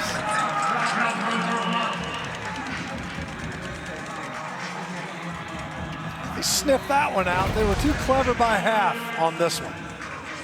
So go direct snap to Eric Gray, flip it back to JT Shrout. Well played by Orji. Little disappointed that Paxton Brooks wasn't involved in any capacity on that play as well. Trying to think who else threw a forward pass in this game so far. Ton of credit for Anthony, the sophomore from Rockwall, Texas. 13 tackles, 6 more than anyone else on the team. As Gray gets a chunk of those yards back, down to the 40 with another flag in.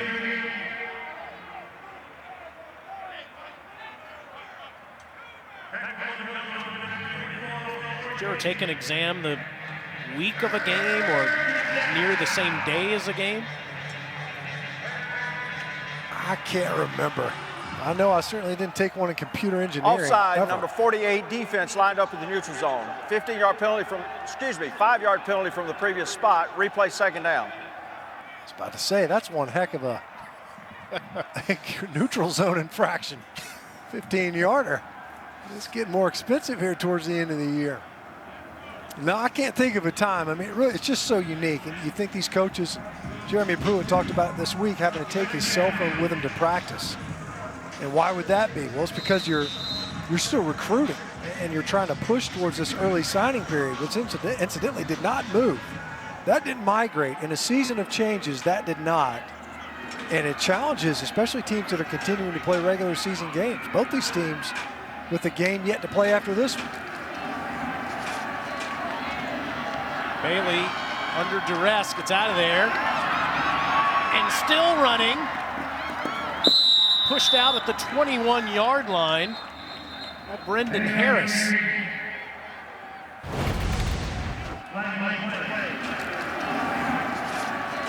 Nowhere to go with the football initially. Ends up getting flushed out of the pocket. Does a great job just tucking and running.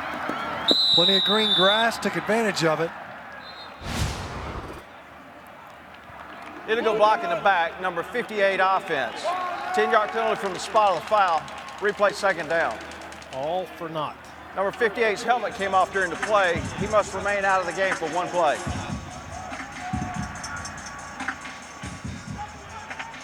Negates a 27-yard run for Bailey, who is in negative yardage on the season, minus 19 yards rushing.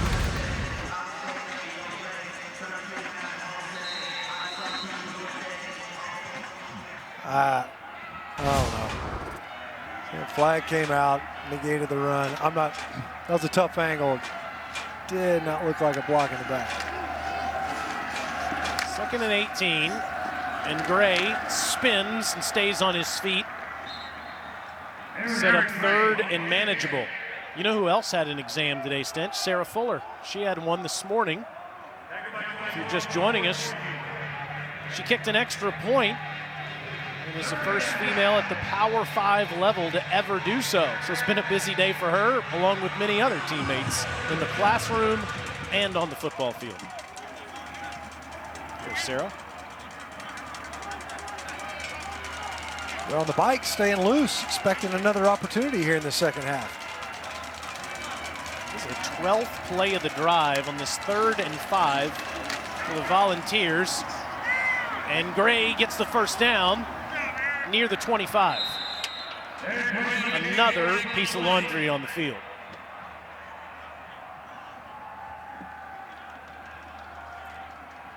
You think Indiana gets a crack at the Rose Bowl?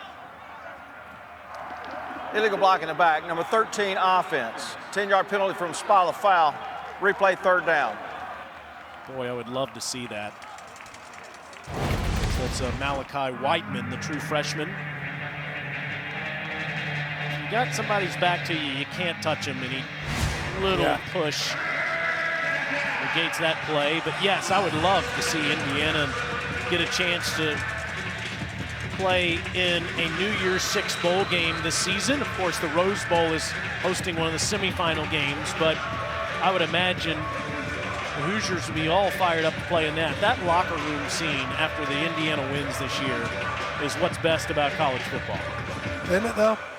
Yeah, it's one of those things where a coach that instills a culture in a program that didn't have a ton to point towards prior to that.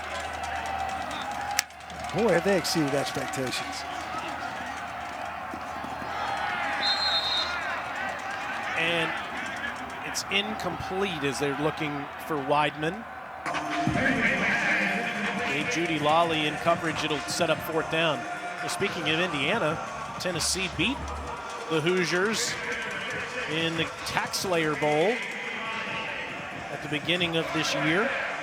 Feels like decades ago. It really does. It seems as if that was in an entirely separate season from the one that we're trying to get completed now. Vols will go for it on 4th down. They faked the punt earlier in the game, so they're 1 for 1. Need to get to the 33. Bailey under pressure. Stays on his feet, but incomplete. And it's a turnover on downs. Vandy somehow gets the football back, needing points. Trojans leading the Chanticleers. Keep us posted on that, Dari. 1st and 10. Ken Seals underneath throw as Vandy tries to get something going on offense, and Cam Johnson is right near a first down.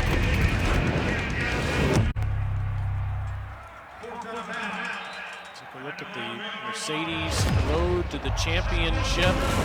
Alabama and Florida have been phenomenal offensively all season long. We'll take another look at that in just a moment. Seals throws it down the field into heavy traffic. He wanted Pierce, who was covered up. So the Tide actually has a little bit of an advantage over Florida, who's been terrific offensively, although the Gators are throwing for more passing yards, and Trask has found Mr. Pitts and company for more passing touchdowns, Stinch. Look at those. I mean, 40 passing touchdowns. But when you look at it, you know, Alabama, they've got the three-headed monster of Mac Jones, Devontae Smith, and Najee Harris. The run element of their offense is separate and apart from what Florida has been offensively this year. Take nothing away from their passing offense and what Kyle Trask has been able to put together, along with Kyle Pitts for the Gator O. But if you ever have to run the football, to balance things out, if nothing else, to challenge a defense, and Florida has not been able to demonstrate a level of consistency there in that element of their offense. Alabama does not have the same kind of pass rush they typically have. See if they have an advantage, though, next week on 3rd and 9. The pressure has been on Seals all night. Vandy's just 3 of 14 on 3rd down. That was Morven Joseph, another true freshman for the Volunteers.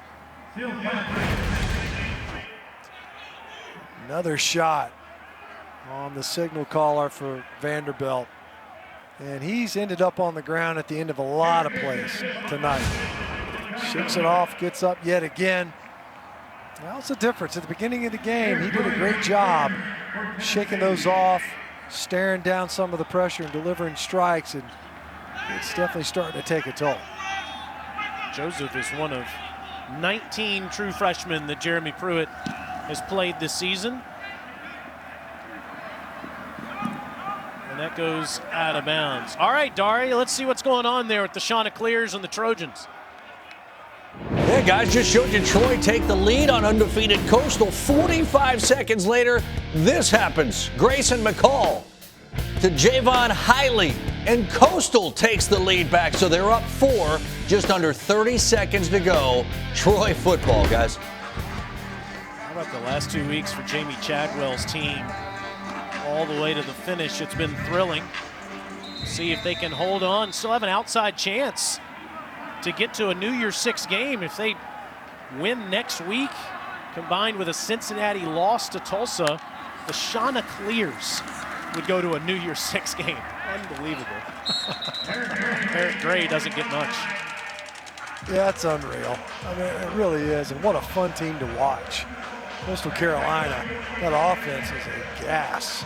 And you have to think Jamie Chadwell, that name is going to bounce around. Obviously, Shane Beamer already being tabbed as the next head coach in South Carolina. But as other jobs open, including the one that's currently available in Nashville at Vanderbilt, you have to think coaches like Jamie Chadwell, others, we documented them earlier, they're going to warrant a lot of attention in some of these openings. On 2nd and 9, Bailey, play action down the field and overshoots his intended target, the receiver Cedric Tillman, who had a step on the defender. That's the downfield passing that the coaches talked about a little bit, that Harrison Bailey has to improve upon. They mentioned, you know, if there were an area of distinction, Bailey does a better job protecting the football. JT Shrout is more threatening in the downfield passing game. Started out hot, 13 of 13 over the last 3.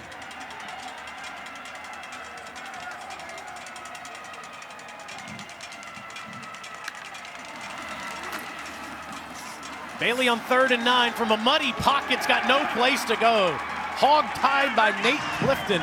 First sack of the year. Jeremy Pruitt kind of alluded to this. Harrison Bailey was holding the football a little bit. At this point, at some point, you've got to think unload. Get the ball out of there.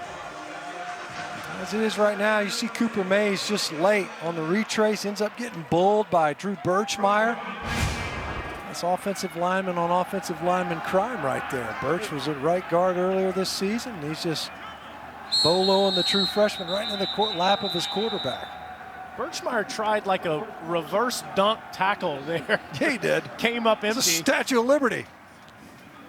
Clifton finishes him off. Of course, Dio Dangbo is out, opted out. Vandy's best pass rusher, and Clifton and Birchmeyer pressed into action.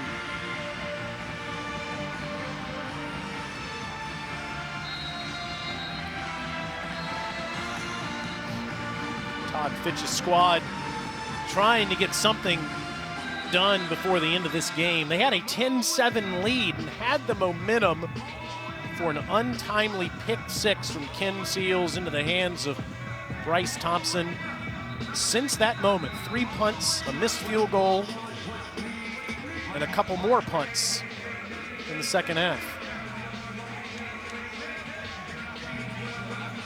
No doubt that was the turning point. They've been able to stage a drive, stymied their own, got their own stop there in the red zone, turned the ball away, ended up kicking a field goal, pick six, and they have not been able to stem the tide. Brooks handles a bad snap. It's another good punt away. Fair caught near the 32-yard line. History made earlier today by Sarah Fuller. First female to ever score a point at the Power 5 level. The first extra point of the game for Vandy. It's the game ball, high fives, and pats from a bunch of different teammates. Sure, they'll be talking about that tonight on SEC Football Final with Dari, Chris Doring, and Roman Harper as they break down all the action from this weekend. It's right here on SEC Network and the ESPN app. Seals throws underneath to his tight end, Ben Bresnahan. We have not called his name all night. To'o all over him. To'o after last year, he knew that he was going to be a difference maker for Tennessee defensively. And man, has he proven to have a fantastic campaign again this season.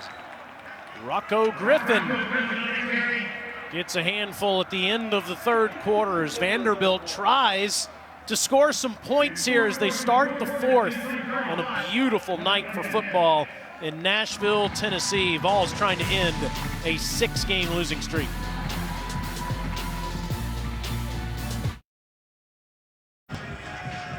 You know, inside that scoring summary, there was actually a Vanderbilt lead at the start of the second quarter. It was 10-7 Vandy. They had the momentum. They had scored 10 straight points. Then an untimely pick six when there could have been a flag called on Bryce Thompson. Instead, he picks it off, goes to the end zone, and it has been all Vols ever since. So 3rd and 1 under center. Rocco Griffin puts his head down, but he's right at the marker. Karak Garland was there to stop him.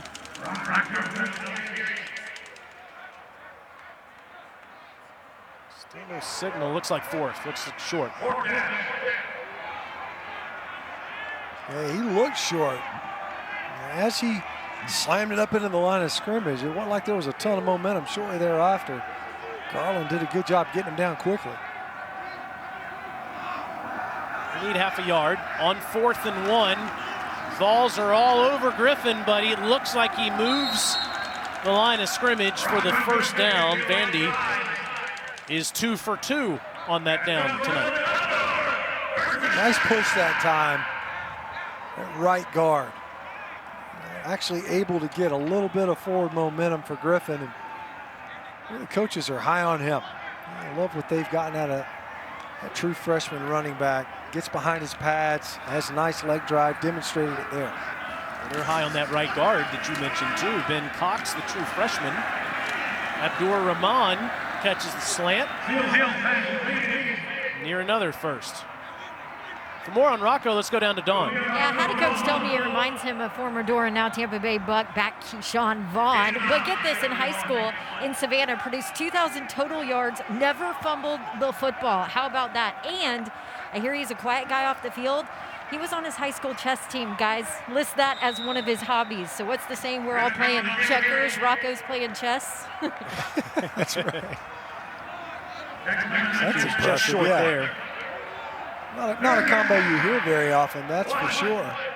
Strategic thinker, to say the least, with excellent ball security. Chess is the game, all the rage right now after everybody binge watched the Queen's Gambit a few weeks ago.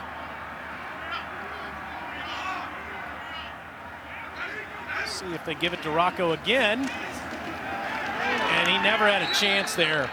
Coming around the edge to make the tackle is Crouch from the other side of the field, too. Yeah, you said it. That play was dead in the water. Crouch came shooting from the backside, able to get on the legs of Griffin early, really just jumped on his back, had no chance. Hadn't even made it to the line of scrimmage before he had contact. Pistol set for Seals on 4th down. He looks over at Coach Fitch, and now they're going to talk about it.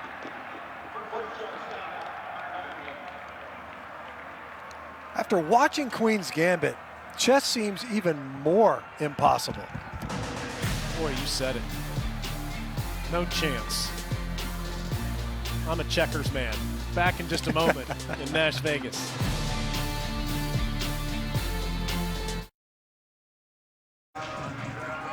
All right, Matt Stinchcomb, call me up a play here on 4th and 2 for Ken Seals to move the chains.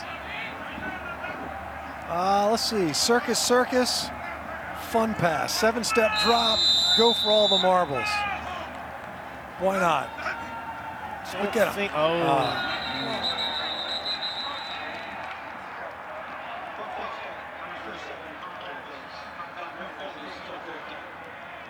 I think that whatever the circus screen might have been right was, I think that Cam Johnson might have been the intended target. Well, you know my theory on it. The receiver jumping early, it's because they're awful eager to get out there in the route. Doesn't change anything. Todd Fitch and the doors out there on offense. Seals gets rid of it quickly, but incomplete to Pierce. No flag comes in. Key Lawrence there in coverage. Another freshman, this one from Innsworth High School in Nashville.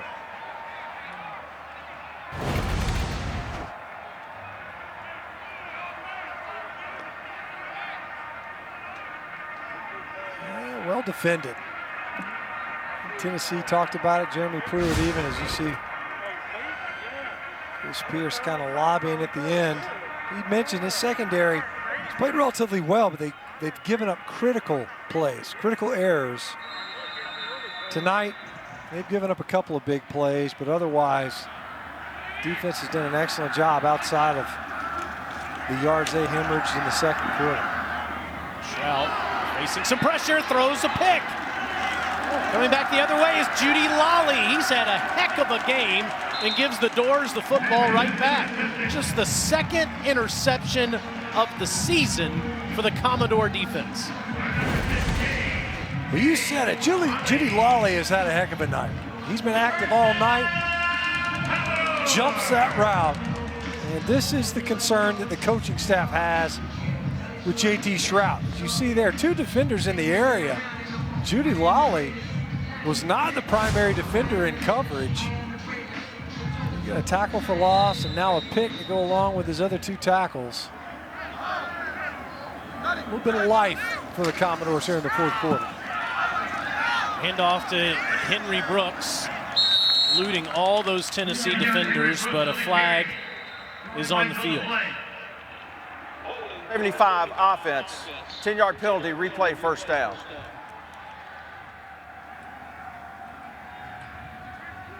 Ben Cox.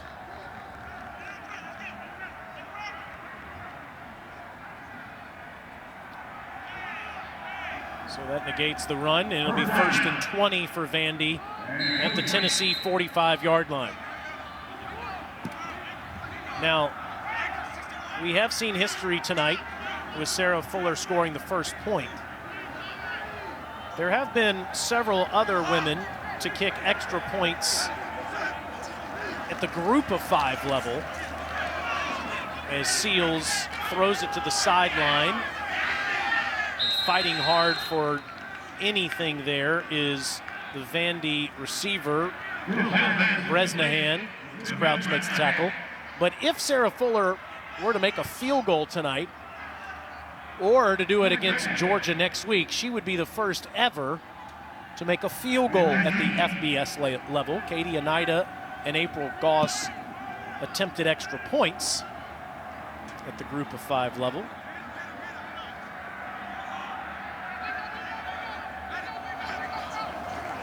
Second and 19. Seals has to get rid of it quickly again, and Henry Brooks will get a couple, so it'll set up 3rd down. This pressure has just been constant. Yeah, unrelenting all night long.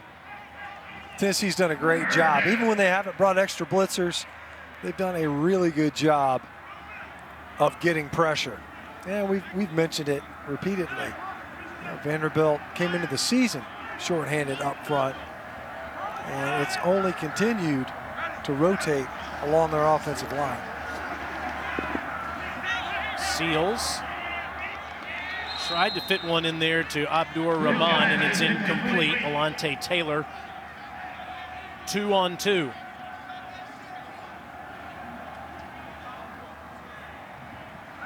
And on 4th and 19, Ken Seals will head back to the sideline. It's been a miserable season for the Commodores. Just decimated by COVID issues, injuries, and most recently opt-outs. They've had more than 10 this year.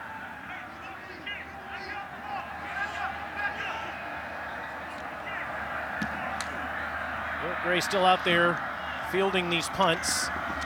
Fields this one inside his 10, doesn't call for the fair catch, and makes it back to the 11-yard line. Pay tribute to a country music legend in just a moment.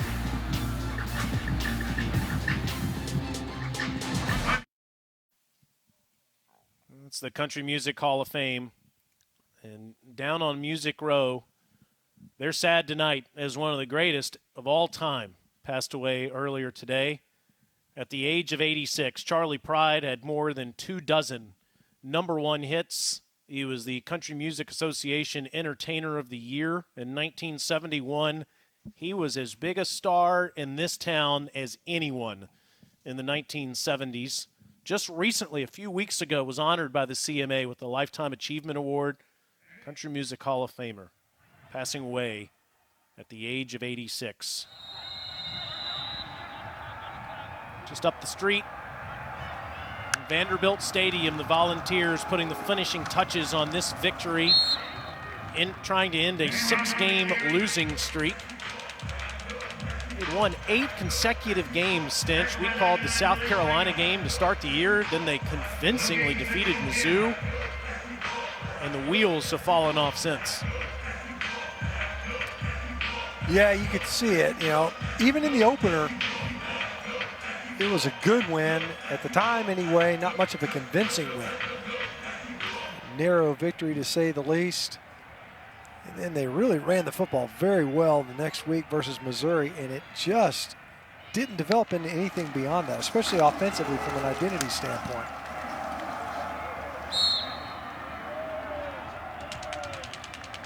Think back to the Kentucky game for Tennessee and the turnovers, especially early on in that game. And to me, that was kind of the that was the tipping point for Tennessee offensively, because then it became apparent they were going to make a decision, or eventually going to need to make a decision away from Jarrett Garantano. Up until that point, they were pretty insistent that was their best opportunity to win football games. They just couldn't make great decisions with the ball consistently. One deflected at the line by Mintz. The sub fourth down. No question, you're right. The Kentucky game is when it all fell apart. Now, of course, a week before that, they're 2-0, leading Georgia in Athens at halftime. And you're thinking, all right, Tennessee's ready to compete to get to Atlanta. Yep. And then the second half, the Dogs shut them out. Absolutely didn't have it against Kentucky. A couple pick sixes thrown by Garantano in that game, and thrown out by Alabama, lost at Arkansas, lost at Auburn, and lost to the Gators last week, but have been in charge of this one since early in the second quarter.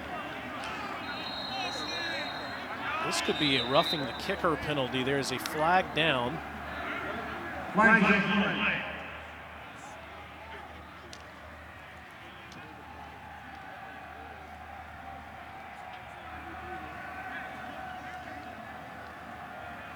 So that'll be running into the kicker, number 24 defense. Penalties decline, first down. So Vandy avoids the personal foul, and they'll get the football back with 8:43 to go here in Nashville on a beautiful December night.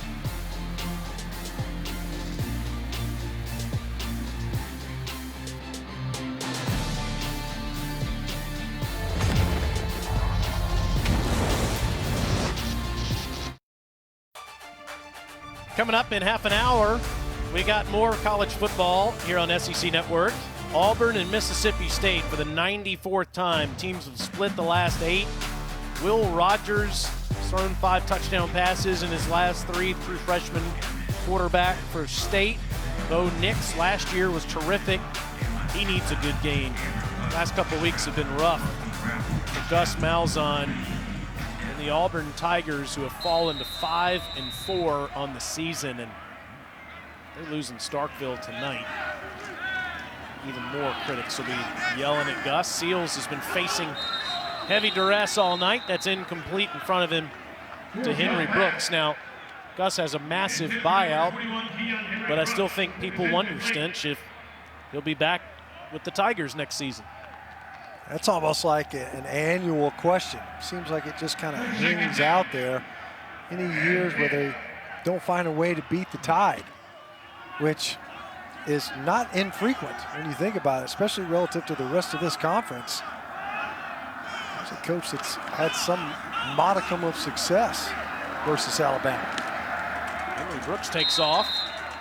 One of his better runs of the night. He's over 50 yards rushing now on the game after that 16-yard run.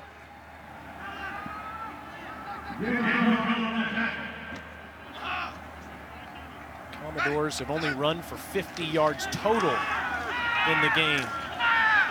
A little trickeration. Seals down the field, incomplete. He's almost picked off as a flag comes in. That was Trayvon Flowers.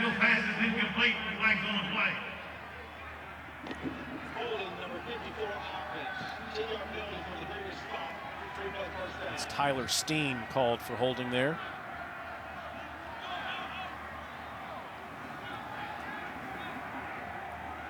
What do you think, Stench, is the most important thing that next Vandy coach needs to do with this program? Well, you know, what Dawn said earlier was interesting. And they're talking about some imminent announcements about the facilities. I would be fascinated to know what those are, because there is no doubt that Vanderbilt experiences a distinct disadvantage in that regard. You can make arguments about the academic opportunity. No doubt a fantastic institution in that capacity. Good catch down the field made by Bresnahan. However, the commitment to the program, football specifically, going forward, it would be important, were I to be a candidate, and whoever is considering it, to have a very clear understanding of what that looks like. it's more than just accepting a job. But you're also being charged with trying to bring improvement and some level of consistent competitiveness to this football program, something that they've not seen really since James Franklin was able to take over for Bobby Johnson and win games with Bobby Johnson's players. We might have a roughing the passer call here.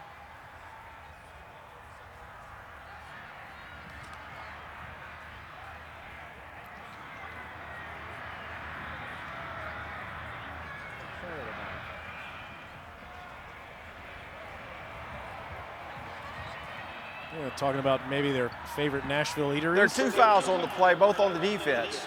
Substitution infraction. Defense, the 12th player did not get off the field before the snap. That penalty is declined. Personal foul, unnecessary roughness. On the defense, 15-yard penalty added to the end of the run, first down.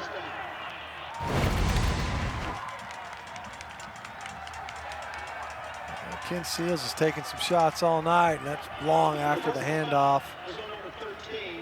DeAndre Johnson coming in there with taking a free shot on the quarterback. It's ill-advised. You got a couple of officials there in the offensive backfield. So we'll see if this is a targeting penalty. We're going to take a look at this now.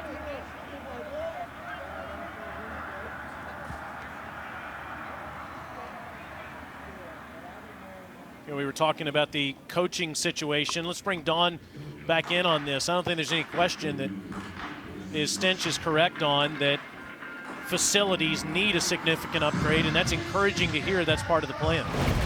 Yeah, absolutely. And of course, Vanderbilt fans will say, okay, we've heard that before. That's been a part of the plan before, but it certainly feels different just in talking to people around Vanderbilt this time. And part of it is, you know, they have a new chancellor, Daniel Diermeyer, worked at Stanford, worked at Northwestern, knows how to marry academics and athletics, and talked this week. He said he would love to invest in facilities for the student athletes so that they can compete, you know, and they can compete at the highest level. So he's publicly said that. Certainly feels different right now, and I do think an announcement on facilities will probably come shortly.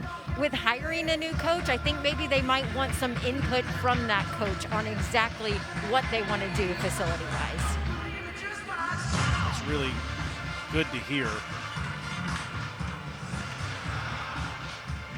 A lot of parallels to Northwestern given their academic prowess. I'm not suggesting Vandy's going to start going to the conference championship game as often as Pat Fitzgerald's team is, but that spaceship on the water that they have for a football facility has made a massive difference in recruiting.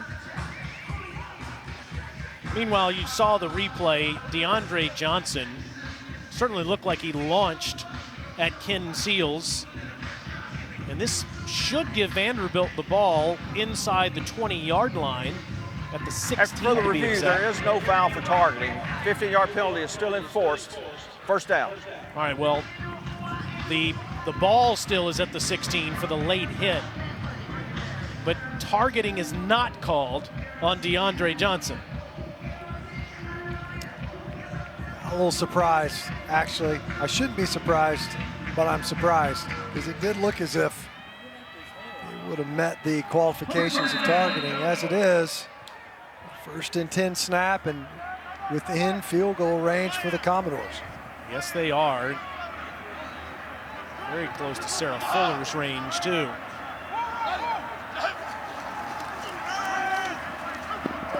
Seals. That's caught. Touchdown. Somehow that's fit into Bresnahan for his 4th touchdown of the season.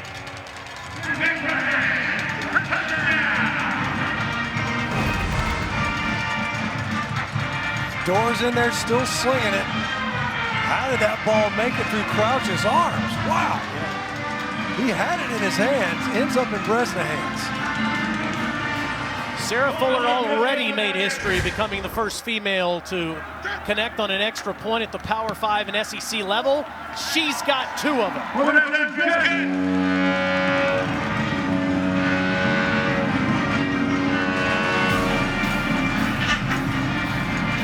In a season filled with adversity, This is what Vanderbilt fans can smile about. 7:22 to go.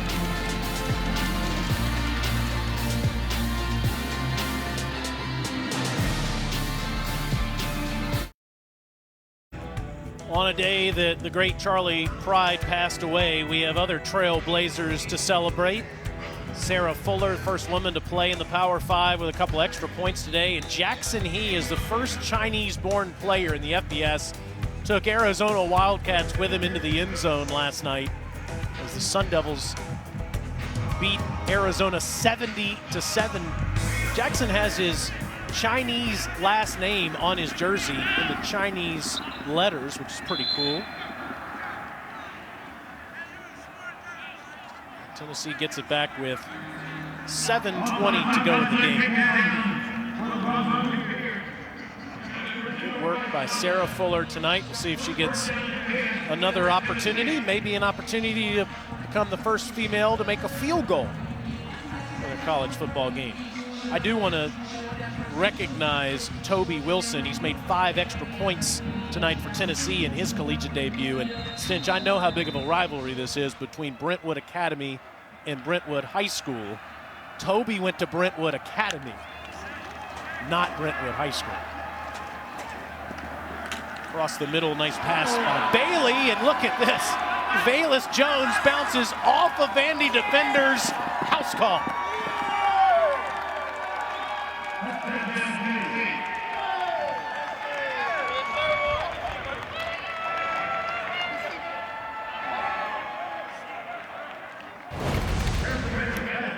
Another explosive play for Tennessee in this game. Yeah, he just kind of weathers the storm. Here comes a couple of shots. Nobody wraps up. Valus Jones sprints his way to the end zone. Not many are going to catch him. It's the longest play of the season. And here's Mr. Wilson. Former BA kicker, now kicking for UT, a perfect 6 for 6 tonight. What a game tonight by Valus Jones. 74-yard touchdown reception, his second of the night. The senior from Saraland, Alabama, having one of his best performances in all of college football. He starred at USC. He still is one of the best active kick returners in the game. Had a couple of touchdowns out there for the Trojans. Telling Jared Garantano all about it. And we're at Saraland, Alabama is close to what major Alabama city? As we mentioned earlier, Stitch, it's just about 10 miles north of one of the greatest cities in America, Mobile, Alabama.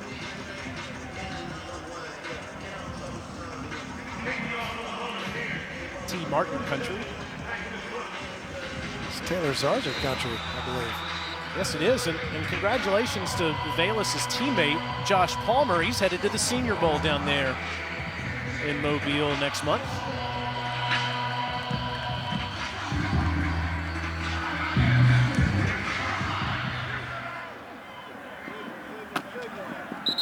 So the Doors get it at the 25-yard line with 7:03 to go in the football game. A couple other games to talk about tonight. We mentioned Auburn playing Mississippi State. We talked about this 2 weeks ago as we had LSU when they played the Arkansas Razorbacks. LSU, who is 3-5 on the season, is playing at the Florida Gators. That game just starting up. It's a team that blew everybody away last year in their 15 victories. Just crazy to see the turnover and the adversity they're facing as they're a massive underdog against the Gators tonight.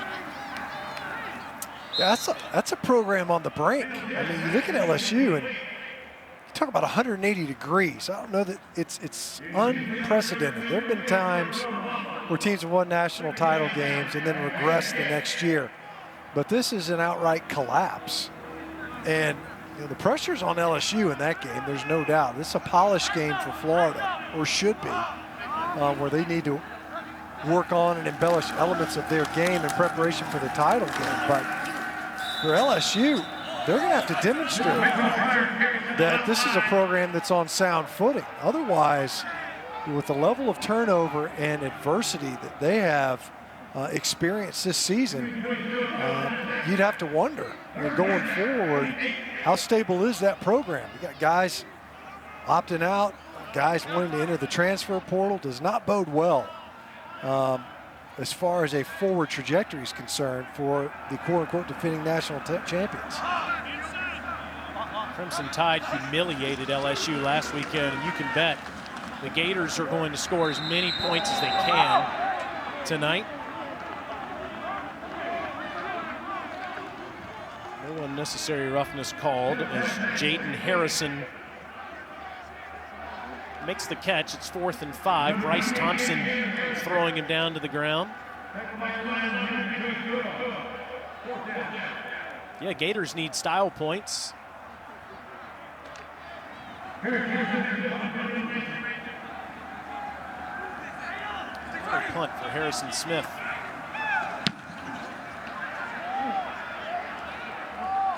Man, this is a cannon. Wow.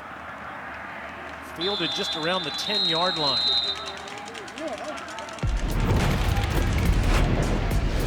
57-yard punt. Let's take a look at the All-State Protection Spotlight.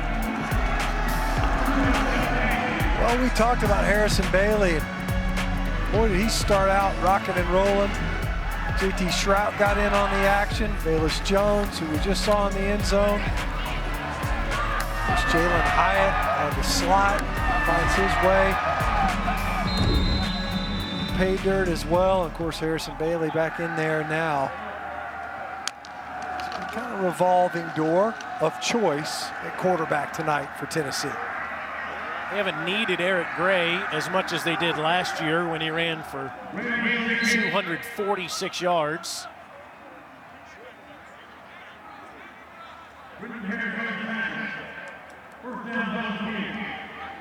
Bailey started 9 for 9, over 200 yards passing tonight. Shrout, who's thrown a couple of good balls down the field for 2 touchdowns, did make the mistake throwing a pick last quarter, and probably one of the reasons why you're seeing Bailey finish this game. Yeah, it's interesting. Yeah, that seems to be kind of the catalyst. We saw Bailey earlier in the first half with the fumble in the pocket, stripped from behind, and next thing you know, it was JT Shrout's game for a bit. You would think Jim Chaney, the offensive coordinator, is going to keep feeding the tailbacks to take away all of the time left in this one. Tennessee will improve to 3-6, ending that 6-game losing streak. They play Texas A&M next Saturday at noon.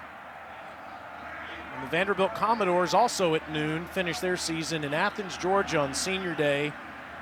Dogs roughed up the Missouri Tigers in Como to improve to 7-2. They look like a different team, don't they, offensively? Kind of wondered if it was wasn't the clearest picture. You face a Mississippi State team that could barely get the numbers to get on the field, and then South Carolina in an interim status ran the football well in that game, but Missouri was put together and had been playing some pretty good football. As you see, Missouri Tigers taking on Mississippi State to finish the season out, and A&M sitting there at number 5, and they get to tangle with the Vols. Had them scheduled from a couple of weeks ago. Some compelling games, really. Ole Miss and LSU, considering the bookends of the season. LSU opening up versus Mississippi State, and finishing versus the Rebels. Small again with wide open space in front of him, and Jabari's into Vanderbilt territory. Back to what you said about Georgia, the big difference, Stinch, is they have a quarterback. JT Daniels has looked so good in control of that offense. And you know, I just never could understand the criticism that Stetson Bennett was facing earlier in the season. He's a walk-on. And that's what you're going to get when you put a walk-on on the field. Did his best, but JT Daniels' talent can't be denied. And if he's back next season in Athens, Georgia's back in national championship conversations. And they didn't hurt that they got healthy at wide receiver as JT Daniels got inserted into the lineup. Some young guys able to grow up. Jermaine Burton, a true freshman. You know, all that stuff kind of came together at just the right time, and there's no doubt that offensively Georgia's a different team with JT Daniels in there. D. Beckwith was 21 last week. He's 34 this week. True freshman from Florence, Alabama, made his debut against the Gators and has a first down run. Tennessee approaching 200 yards rushing on the night.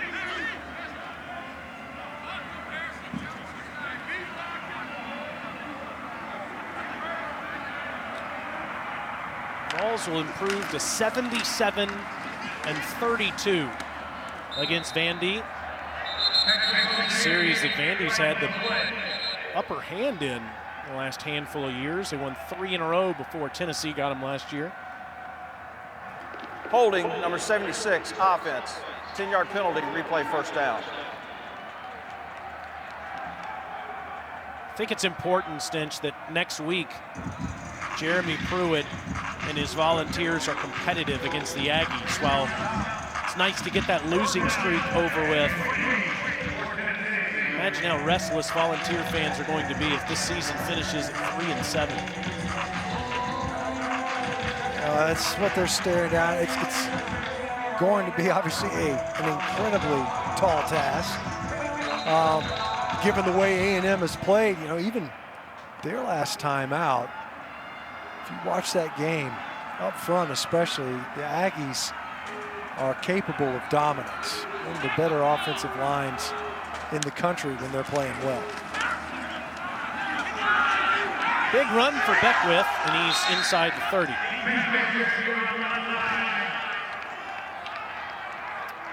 Well, look at the first 3 seasons. Butch Jones taking over for Derek Dooley was 21-17, 1 game better in the Southeastern Conference. Pruitt taking over for Butch, 15-18. 5 less games, but already 1 more loss. And you think about last year and the way things started, pretty rocky to say the least, finished out strong. Started out okay this season, the 2 victories obviously, and then the balance of it, it's been tough sledding. There's no other way to describe it. Bad coaching, staff changes, defensive line coach dismissed, Jeremy Pruitt taking over those duties, quarterbacks that have continued to have to reestablish itself from a personnel standpoint. And offensively, even Jeremy Pruitt allowed, just never established an identity on that side of football. And it's proven to be a challenge, there's no doubt, especially when you look at the numbers from a comparative standpoint. Solid quarterback play tonight for the Vols, especially from Harrison Bailey. Good performance on the ground with over 200 yards rushing. Velus Jones had a couple of touchdown catches. Bryce Thompson with a pick 6. Tennessee defense was in Ken Seal's face all night long. Meanwhile, congratulations to Sarah Fuller, making more history tonight with her 2 extra points. It's a 42-17 victory for the Volunteers, improving to 3-6. Vanderbilt falls to 0-9. For Matt Stinchcomb and Dawn Davenport, Tom Schofield, our entire crew in Nashville, I'm Taylor Zarzer. Auburn and Mississippi State is coming up at the bottom of the hour. But for now, we'll send you back to Dari Noka in our SEC Network studios. All right, TZ, Stitch, thank you much. It's time for SEC